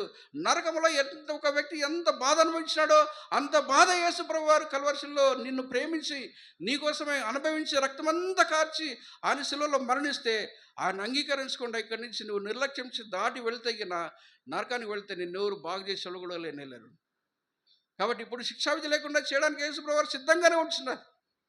ఈ సమయంలో ఆయన దగ్గరకు వచ్చి, యేసయ్యా నేను పాపాత్మురాలిని, పాపిని, నన్ను క్షమించు, నా మీద శిక్ష ఉంది, శిక్ష లేకుండా యేసు ప్రభువారు నీ రక్తంతో నా పాపను కడుగు అని చెప్పేసి ఆయన దగ్గరకు వచ్చి ఆయన వేడుకుంటే యేసు ప్రభువారు కల్వర్షిలో ఇప్పుడు లేడు. ఆయన నీ కోసమే విజ్ఞాపన చేస్తూ ఉంటున్నాడు. నీకు క్షమాపణ ఇవ్వడానికి, నీ పాపలు పరిహరించడానికి, నీ పాపలు కడిగి వేయడానికి, నిన్ను తన కుమార్తెగా చేసుకోవడానికి ఆయన చేతులు చాచి నిన్ను ఆహ్వానిస్తున్నాడు. కాబట్టి ఈ సమయంలో ప్రేమతో ఆయన ఆహ్వానించినప్పుడు దయచేసి నీ జీవితంలో చేసిన పాపమంతా కూడా ఆయన ఒప్పుకుంటే ఆయన నీ ప్రతి పాపాన్ని క్షమిస్తాడు, కడుగుతాడు, శుద్ధీకరిస్తాడు. ఆ దొంగను ఒక్క క్షణంలో మారుమనసు పొందిన తర్వాత తనతో పాటు పరదేశంలో తీసుకెళ్ళాడే, నిన్ను కూడా తన రాజ్యంలో నిన్ను చేర్చుకొని శాశ్వత కాలము, సదాకాలము, నిత్యత్వం పొందినవాడై ఆయనతో కూడా నువ్వు ఆయన చూస్తూ ఉండగలవు. కాబట్టి ఈ నిరీక్షణ కలగాలంటే ఇప్పుడే ప్రభువుని యేసునందు విశ్వాసం ఉంచు, ఆయన హృదయంలో స్వీకరించు. నీ పాపములను ఒప్పుకుంటే ఆయన రక్షణగా స్వీకరిస్తే అప్పుడు ఈ గుడ్ ఫ్రైడే నీకు నిజమైన గుడ్ ఫ్రైడే. ఈ శుక్రవారం నీకు మంచి శుక్రవారం, లేకపోతే ఎన్ని శుక్రవారాలు వచ్చినా, ఎన్ని గుడ్ ఫ్రైడే వచ్చినా కానే కాదు. ఈ గుడ్ ఫ్రైడే నీకు మంచి శుక్రవారంగా ఉండాలంటే మంచి శుక్రవారం అని పిలువబడిన యేసు ప్రభువారు, మరి యేసు ప్రభువారు మరణాన్ని మంచి శుక్రవారంగా పిలువబడుతుంది. కాబట్టి ఆయన నువ్వు అంగీకరిస్తే అది కూడా నీకు మంచి శుక్రవారంగా, మంచి దినంగా చేయబడుతూ వచ్చింది. కాబట్టి నువ్వు ఎవరైనా సరే ఈ సమయంలో ప్రభువుని అంగీకరించు, యేసు ప్రభువుని నీ హృదయంలో చేర్చుకో. నువ్వు శిక్షావిధికి ఉన్నావని జ్ఞాపకం చేసుకో. కాబట్టి ఆ శిక్షను తెప్పించాలంటే యేసు ప్రభువారు కల్వర్షిలో శిక్ష పొందినాడు. కాబట్టి ఆయన మాత్రమే నీ పాపలను క్షమించి నీ మీద శిక్షావిధి లేకుండా చేయగలడు. మోకాళ్ళ నుండి ప్రార్థన చేసుకుందాం. ఒకసారి మన జీవితాలను మనం పరిశీలించుకుందాం. నిశ్శబ్దంగా అటు ఇటు చూడకుండా మోకాళ్ళ మీదకి వస్తాం. మన జీవితాలను మనం పరిశీలించుకుందాం. మన జీవితం ఎట్లా ఉందో ఒకసారి చూసుకుందాం. ఇంకా నువ్వు పాపంలో ఉంటున్నావా? నువ్వు పాపంలో ఉంటే శిక్షావిధి నీ మీద ఉందని గుర్తుపెట్టుకో. మానవునికి కావాల్సింది పాపంలోకి పరిహారం, పాప క్షమాపణ. యేసు ప్రభువారు అంత బాధ, నొప్పి, వేదన గుండా వెళ్తూ 3 మేకల్లో మధ్యలో వేలాడి నీకోసం ప్రార్థన చేసినప్పుడు, తండ్రి వీరేమి చేస్తున్నారు, వీరిని క్షమించు, నువ్వేం చేస్తున్నావు, నేను క్షమించమని ఇప్పటికే ఆయన ప్రార్థన నీకోసం విజ్ఞాపన చేస్తూ ఉంటున్నాడు. నువ్వేం చేస్తున్నావు నీకు అర్థం కావడం లేదు, నువ్వు పాపంలో ఉంటున్నావు, నీకు అర్థమే తెలియడం లేదు, ఏదో ఒకటి చేస్తూ ఉంటున్నావు, ఇష్టాసరంగా ఈ లోకంలో జీవిస్తూ ఉంటున్నావు. నీకు పాపములకు క్షమాపణ అవసరం. యేసు ప్రభువారు నీకోసం విజ్ఞాపన చేస్తుండగా ఆయన ప్రేమతో ఈ సమయంలో ఆహ్వానిస్తుంటున్నాడు. కాబట్టి ఇప్పటికైనా మించిపోయింది ఏం లేదు. ఆయన దగ్గర నీ ప్రతి పాపాన్ని ఒప్పుకుంటే యేసు ప్రభువారు క్షమించడానికి సిద్ధంగా ఉంటున్నాడు. ఆయన మాత్రమే నీ పాపములను క్షమించగలడు. నువ్వు ఏ విధానంలోనూ నీ పాపాలను తీసివేసుకోలేవు, క్షమాపణ పొందలేవు. కాబట్టి ఆయన దగ్గరికి వస్తే కానీ యేసయ్య నేను పాపాత్మురాలని, నేను పాపిని, దయతో నా పాపములు క్షమించని యథార్థంగా నీ పాపములన్నీ కూడా ఆయన దగ్గర ఒప్పుకుంటే గిన యేసు రక్తము ప్రతి పాపమును కడుగునని వాక్యంలో రాయబడింది. యేసు రక్తము నీ పాపములు కనబడకుండా కడిగేస్తుంది. ఇంకెన్నడు కూడా నువ్వు పాపివని ఆయన జ్ఞాపం చేసుకోడు, పరిశుద్ధమనే ఆయన దృష్టిలో నువ్వు ఉండగలవు. కాబట్టి ఈ సమయంలో ఆయన దగ్గర ఒక్కసారి సిలువ వేయబడిన యేసు ప్రభువారిని గమనించి, నీకోసం ఎన్ని శ్రమలు పొంది రక్తమంతా కార్చి మరణించాడు, అది నీకోసమే కదా, తన కోసం కాదు, నీకోసం అంతా చేస్తుంటే నిర్లక్ష్య పెట్టి ఏ విధంగా వెళ్ళగలవు? ఈ గుడ్ ఫ్రైడే సందర్భంగా, మంచి శుక్రవారం సందర్భంగా ఇప్పుడే నీ జీవితంలో మంచివాడిగా మంచితనంగా ఈ దినం ఉండాలంటే నువ్వు ప్రభువుని అంగీకరించి యేసు ప్రభువుని హృదయంలో స్వీకరించి, ఆ దొంగ చేసిన ప్రార్థన, చిన్న ప్రార్థన, ప్రభువా నన్ను జ్ఞాపకం చేసుకో, నన్ను జ్ఞాపకం చేసుకో అని యథార్థంగా నువ్వు ఆ మాట చెప్తే గిన ఆ దొంగను పరదేశి తీసుకెళ్ళిన యేసు ప్రభువు నిన్ను కూడా పరలోక రాజ్యమునకు వారసులుగా చేస్తాడు. పరలోక రాజ్యంలో స్వాస్థ్యం నీకు అనుగ్రహిస్తాడు. నిత్యత్వం అంతా కూడా ఆయనతో పాటు ఉండగలవు. ఇది గొప్ప నిరీక్షణ. భవిష్యత్తులో ఈ లోకంలో ఎప్పుడు ఎక్కడ ఏం జరుగుతుందో తెలియదు. భయంకరమైన లోకంలో మనం జీవిస్తూ ఉంటున్నాం. ఎప్పుడు ఏ ప్రమాదం జరుగుతుందో తెలియని పరిస్థితులు మనం ఉంటున్నాం. వీటి నుంచి భద్రత కావాలంటే, కాపుదల అవసరం అంటే ప్రభు దగ్గర రా. ఆయన మాత్రమే నిన్ను కాపాడేవాడు, ఆయన మాత్రమే నిన్ను పరలోక రాజ్యంలో చేర్చుకునేవాడు. కాబట్టి నీకు క్షమాపణ, పరలోక రాజ్యము, ఆయన రాజ్యంలో ఆయనతో పాటు ఉండాలనుకుంటే ప్రభువుని అంగీకరించు. ప్రభువుని అంగీకరించాలంటే యేసు ప్రభువు అని నీ నోటి తప్పుకొని హృదయమందు ఆయన హృదయంలో నువ్వు ఆయన చేర్చుకుంటే గిన అప్పుడు నువ్వు రక్షించబడతావు. నువ్వు పాపంలో ఆయన దగ్గర ఒప్పుకుంటే గిన ఆయన నీకు పాప క్షమాపణ దయచేస్తాడు. నీకు నెమ్మది, సమాధానం, ఆనందం, సంతోషం నీ హృదయంలో వస్తుంది. కాబట్టి మోకాళ్ళు నీవు ప్రార్థన చేస్తున్న నీవు జీవితాన్ని పరిశీలించుకో. ఒక్కసారి ఏ విధంగా ఉంటున్నావు చూసుకొని ప్రభువు దగ్గర నువ్వు యథార్థంగా నువ్వు ప్రార్థన చేస్తే ఆ నీ జీవితాన్ని మార్చేస్తాడు. ఆ దొంగను మార్చిన దేవుడు నిన్ను మారుస్తాడు. ఎవరినైనా మార్చగలడు. కాబట్టి ఆ గొప్ప రక్షణ భాగ్యం నీకు కావాలంటే ఈ సమయంలోనే ప్రభు దగ్గర చిన్న ప్రార్థన చేయి. ఆ దొంగ చేసినట్టే చేస్తే చాలు. నన్ను జ్ఞాపకం చేసుకుంటే చాలు. ప్రభువా నన్ను క్షమించు అంటే చాలు. యేసయ్యా నా పాపాలను క్షమించంటే ఆయన క్షమించేస్తాడు. అయితే నువ్వు యథార్థంగా చేయాలి, హృదయపూర్వకంగా చేయాలి. నువ్వు పాపిని గ్రహించి ఆ ప్రార్థన చేస్తూ రావాలి.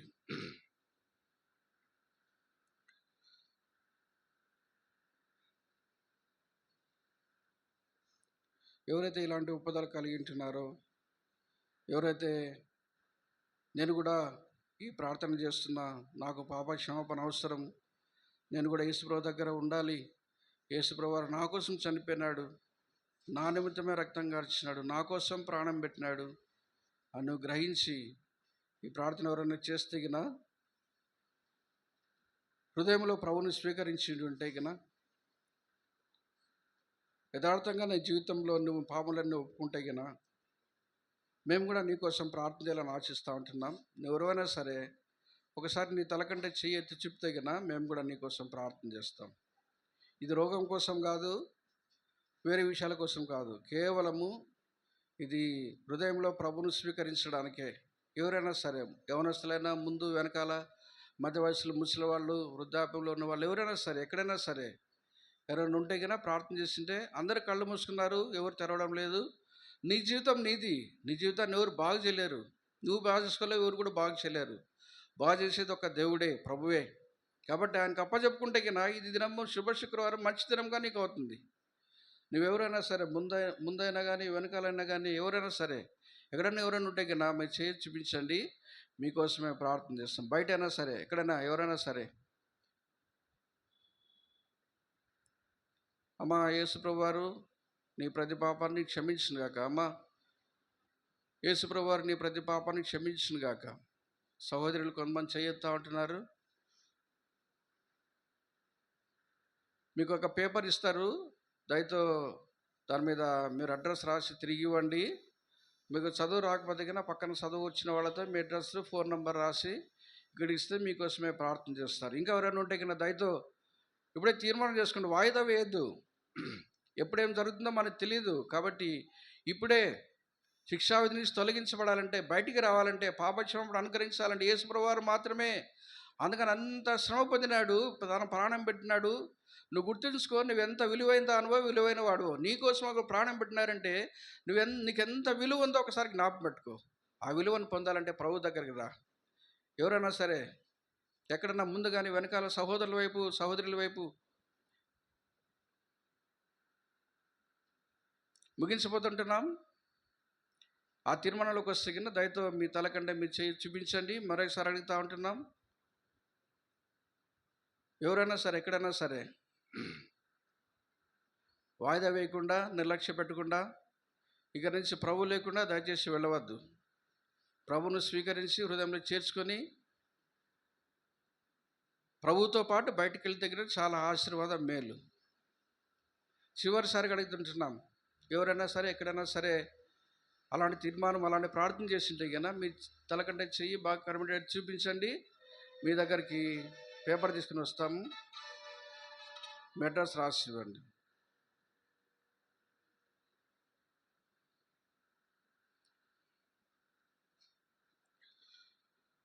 ప్రేమల తండ్రి, దయగల దేవా, మీ పాదములకు వందనములు, స్తోత్రం చెల్లించుకుంటుంటున్నాం. ఇంతవరకు ఈ దినమున మీరు చేసిన సహాయాన్ని బట్టి మీ స్తోత్రాలు, వందనాలు. రాగలిగిన వారందరిని బట్టి మీకు స్తోత్రాలు. స్థానికంగా ఆ గ్రామం నుంచి వచ్చిన నేను ప్రేమైన బిడ్డలందరిని బట్టి మీ స్తోత్రాలు, వందనాలు. వాక్యము ప్రభా మరి వారేదో తీసుకురాబడింది, మీ మాటలు సజీవమైనవి, జీవం కలిగిన ఈ మాటలను బట్టి మీ స్తోత్రాలు, వందనాలు. కొంతమంది తీర్మానం చేసుకుని తమ చూపించినారు. ఓదేవా సహాయం చేయము, వారి తీర్మానాన్ని బలపరచము, వారిని స్థిరపరచము. ఓదేవా మరి రక్షణ భాగ్యం వారికి అనుగ్రహించి ఓదేవా నీ కుమార్తెలుగా ఓదేవా వారిని చేసుకోమని, కుమారుగా చేసుకోమని ప్రార్థన చేస్తుంటున్నాం. దయగల తండ్రి, అట్లా వారి మీద స్థిరపరచమని ప్రార్థన చేస్తుంటున్నాం. ఇంకా ఎవరైతే తీర్మానం చేసుకుంటా హృదయం లోపల ఊగిసలాడుతూ ఓదేవా మరి ఇక్కడ ఉంటున్నారో, కలవరం పరిస్థితిలో ఉంటున్నారో, దయతో మీరు వారిని దర్శించి ప్రభువా వారు కూడా తీర్మానం చేసుకోవడానికి సహాయం చేయము. ప్రభువు లేకుండా బయటకు వెళ్తే ఎంత నష్టమో వారు గ్రహించడానికి, గుర్తించడానికి కృపను గ్రహించు. యేసు ప్రభువు తమ కోసమే రక్తం కార్చినాడు, మరణించిన విషయాన్ని ఓదేవా మరో గ్రహించడానికి వారి యొక్క మనోనేత్రాలు మీరు తెరవమని ప్రార్థన చేస్తున్నాం. అపవాది క్రియలను లయపరచము దేవా, వారితో మాట్లాడము, దర్శించము. ఓదేవా మరి ఈ వాక్యము వారిలో పనిచేస్తున్నప్పుడు వారిని ఒప్పింపచేయం ప్రభువా. వారి పాపములు వారికి చూపించి ఒప్పుకున్నట్లు మీరు సహాయం చేయండి. ఓదే వాటిని మీరే జ్ఞాపకం చేసుకోండి. నమ్మకమైన తండ్రి, ఇంతవరకు చేసిన సహాయాన్ని బట్టి మీ స్తోత్రాలు, వందనాలు. మిగిలిన సమయాన్ని కూడా మీరు మా కోసమే దీవించి ఆశీర్వదించమని మీకు అప్పచెప్పుకుంటూ యేసుక్రీస్తు ప్రభువు నామమున స్తుతించి ప్రార్థించి వేడుకొంచున్నాం తండ్రి, ఆమేన్. దయచేసి కూర్చోండి. ఈ సమయంలో పాట ఒక పల్లవి, ఒక చరణం మాత్రం పాడతాము. మరి ఎవరైతే పేపర్ తీసుకున్నారో దయతో మరి మీ పేరు, అడ్రస్సు, ఫోన్ నెంబర్ రాసి మాకు ఇవ్వండి. వాళ్ళు ఎవరైతే ఇచ్చినారో దయచేసి మీరు వెళ్ళి వాళ్ళ దగ్గర తీసుకురావాలని మనం చేస్తూ ఉంటున్నాం.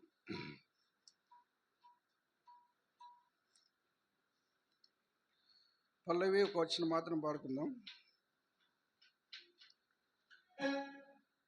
285, 282 యేసు చావంది సిలువపై నీ కొరకే నా కొరకే అనే పాట పాడుదాం.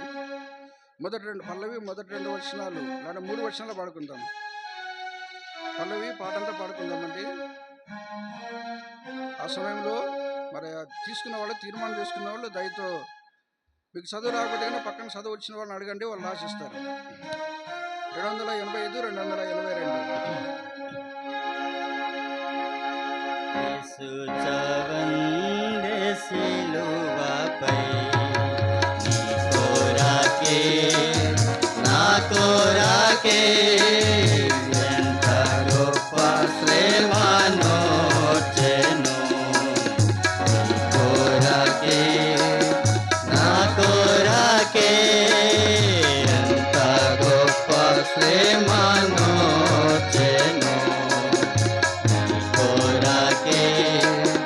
నా కొరకే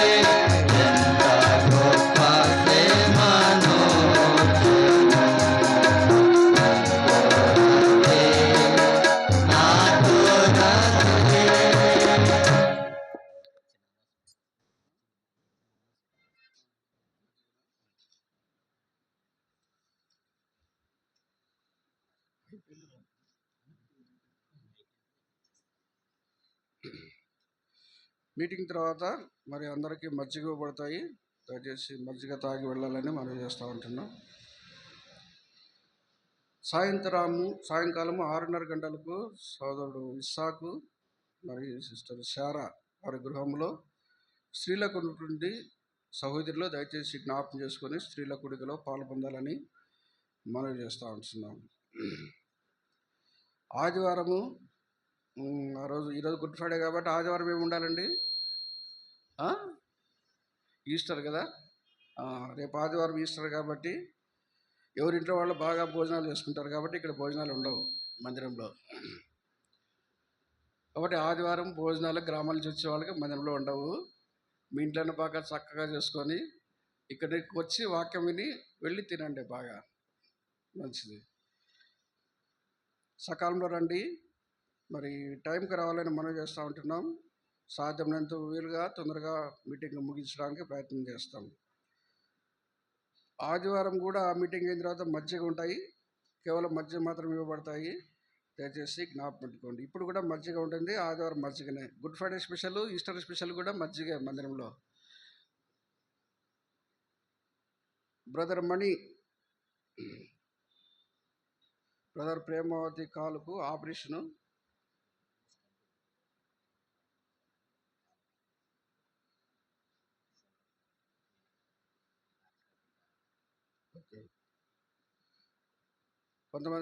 కొంత అనారోగ్యంతో ఉంటున్నారు, దయచేసి ప్రార్థన చేయండి. సోదరుడు మణి, ఆయనకు హార్ట్ అంటే గుండెలో స్టంట్ వేసినారు, మరి ఆయన ఆరోగ్యం కోసం ప్రార్థన చేయండి.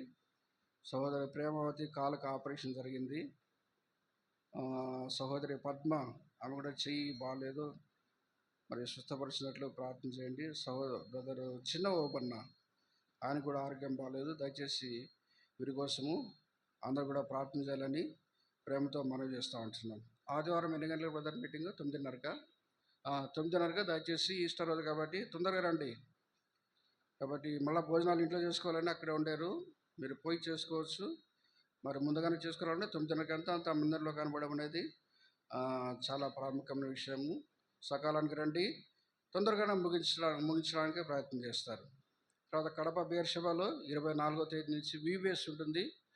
మరి చిన్నపిల్లలు యవనస్తులు విబిఎస్లో పాల్పొందాలని మనం చేస్తుంటున్నాం. తల్లిదండ్రులైన వారు మీ పిల్లలను విబిఎస్కు తీసుకురావాలని ప్రతి సంవత్సరం వస్తూ ఉంటున్నారు. ఈ సంవత్సరం కూడా ముందుగానే ఒక ప్లాన్ చేసుకొని ఆ విధంగా విబిఎస్లో 10 రోజులు కూడా పాల్పొందాలని ప్రేమతో మనవి చేస్తూ ఉంటున్నాం. ప్రార్థన చేసుకుందాం. ప్రేమగల తండ్రి, దయగల దేవా, ఇంతవరకు సహాయం చేస్తూ వచ్చినారు. ఈ యొక్క శుభ శుక్రవారం, మంచి శుక్రవారం మరి ఇంతవరకు ఈ కూడికలో మీ కృప చొప్పున మమ్మల్ని నడిపిస్తూ వచ్చినారు. మీకు ఎంతో వందనాలు. మీ మందిరాన్ని ప్రేమించి, నిన్ను ప్రేమించి, స్థానికంగానూ ఆ గ్రామాల నుంచి ఎంతో ఆశతో, ఆకలితో, ఆసక్తితో వచ్చిన నేను ప్రేమిని బిడ్డలందరిని బట్టి మీ స్తోత్రాలు, వందనాలు. దయగల తండ్రి, ప్రేమగల ప్రభావ జ్ఞాపకం చేసుకుని సహాయం చేయము, కరుణించమని ప్రార్థన చేస్తుంటున్నాం. నమ్మకమైన తండ్రి, మీరే కృపను గ్రహించు. తిరిగి ఈ సమయంలో వాళ్ళ ఇంట్లో వెళ్తూ ఉంటుండగా మీ కృపాక్షములు వెంట ఉంచు. ఎండ వేయడం ఎక్కువగా ఉంది, కాపాడి భద్రపరచు. క్షేమంగా వాళ్ళ ఇంట్లో చేరడానికి తండ్రి మీరే సహాయం చేయమని ప్రార్థన చేస్తున్నాం. అదే సమయంలో మరి ఎవరైతే తీర్మానం చేసుకున్నారో దయతో మీ వారిని జ్ఞాపకం చేసుకుని వారిని బలపరచము, స్థిరపరచము. ఎవరైతే ఇంకా హృదయంలో ఊగిసలాడుతూ ఉంటున్నారో కరుణించి మరి నీకోసం తీర్మానం చేసుకోవడానికి తండ్రి మీరే వారిలో కార్యం జరిగించమని ప్రార్థన చేస్తున్నాం. ఈ సమయంలో సోదరుడు మణి కోసం ప్రార్థన చేస్తున్నాం. స్టంట్ వేయబడింది, సంపూర్ణమైన స్వస్థత, ఆరోగ్యం దయచేయము. సహోదరి ప్రేమావతిగా కాళ్ళకు ఆపరేషన్ జరిగింది, ఆమె కూడా సంపూర్ణమైన ఆరోగ్యం, స్వస్థత అనుగ్రహించి కాలును ముట్టి బాగు చేయమని ప్రార్థన చేస్తున్నాం. మరి సహోదరు పద్మ, ఆమె కూడా చెయ్యి నొప్పితో మరి బాధపడుతూ ఉంది, ప్రభావ కరుణించము.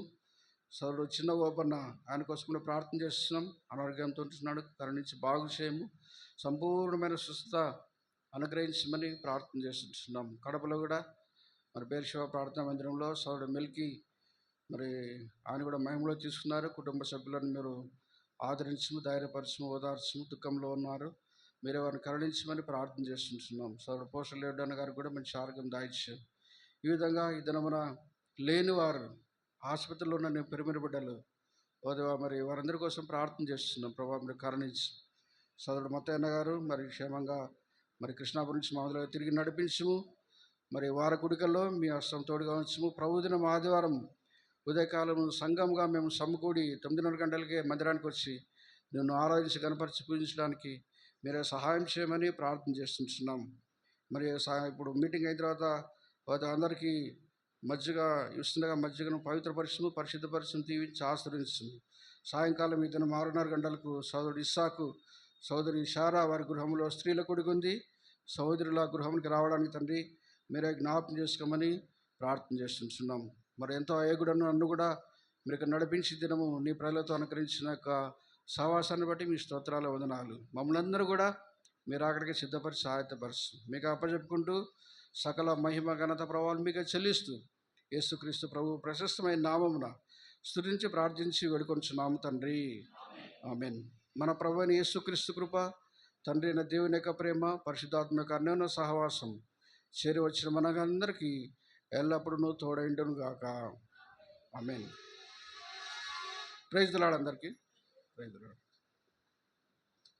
మీకు మజ్జిగ ఇస్తారు, దయచేసి మజ్జిగ తీసుకొని వెళ్ళాలని మనవి చేస్తుంటున్నాను.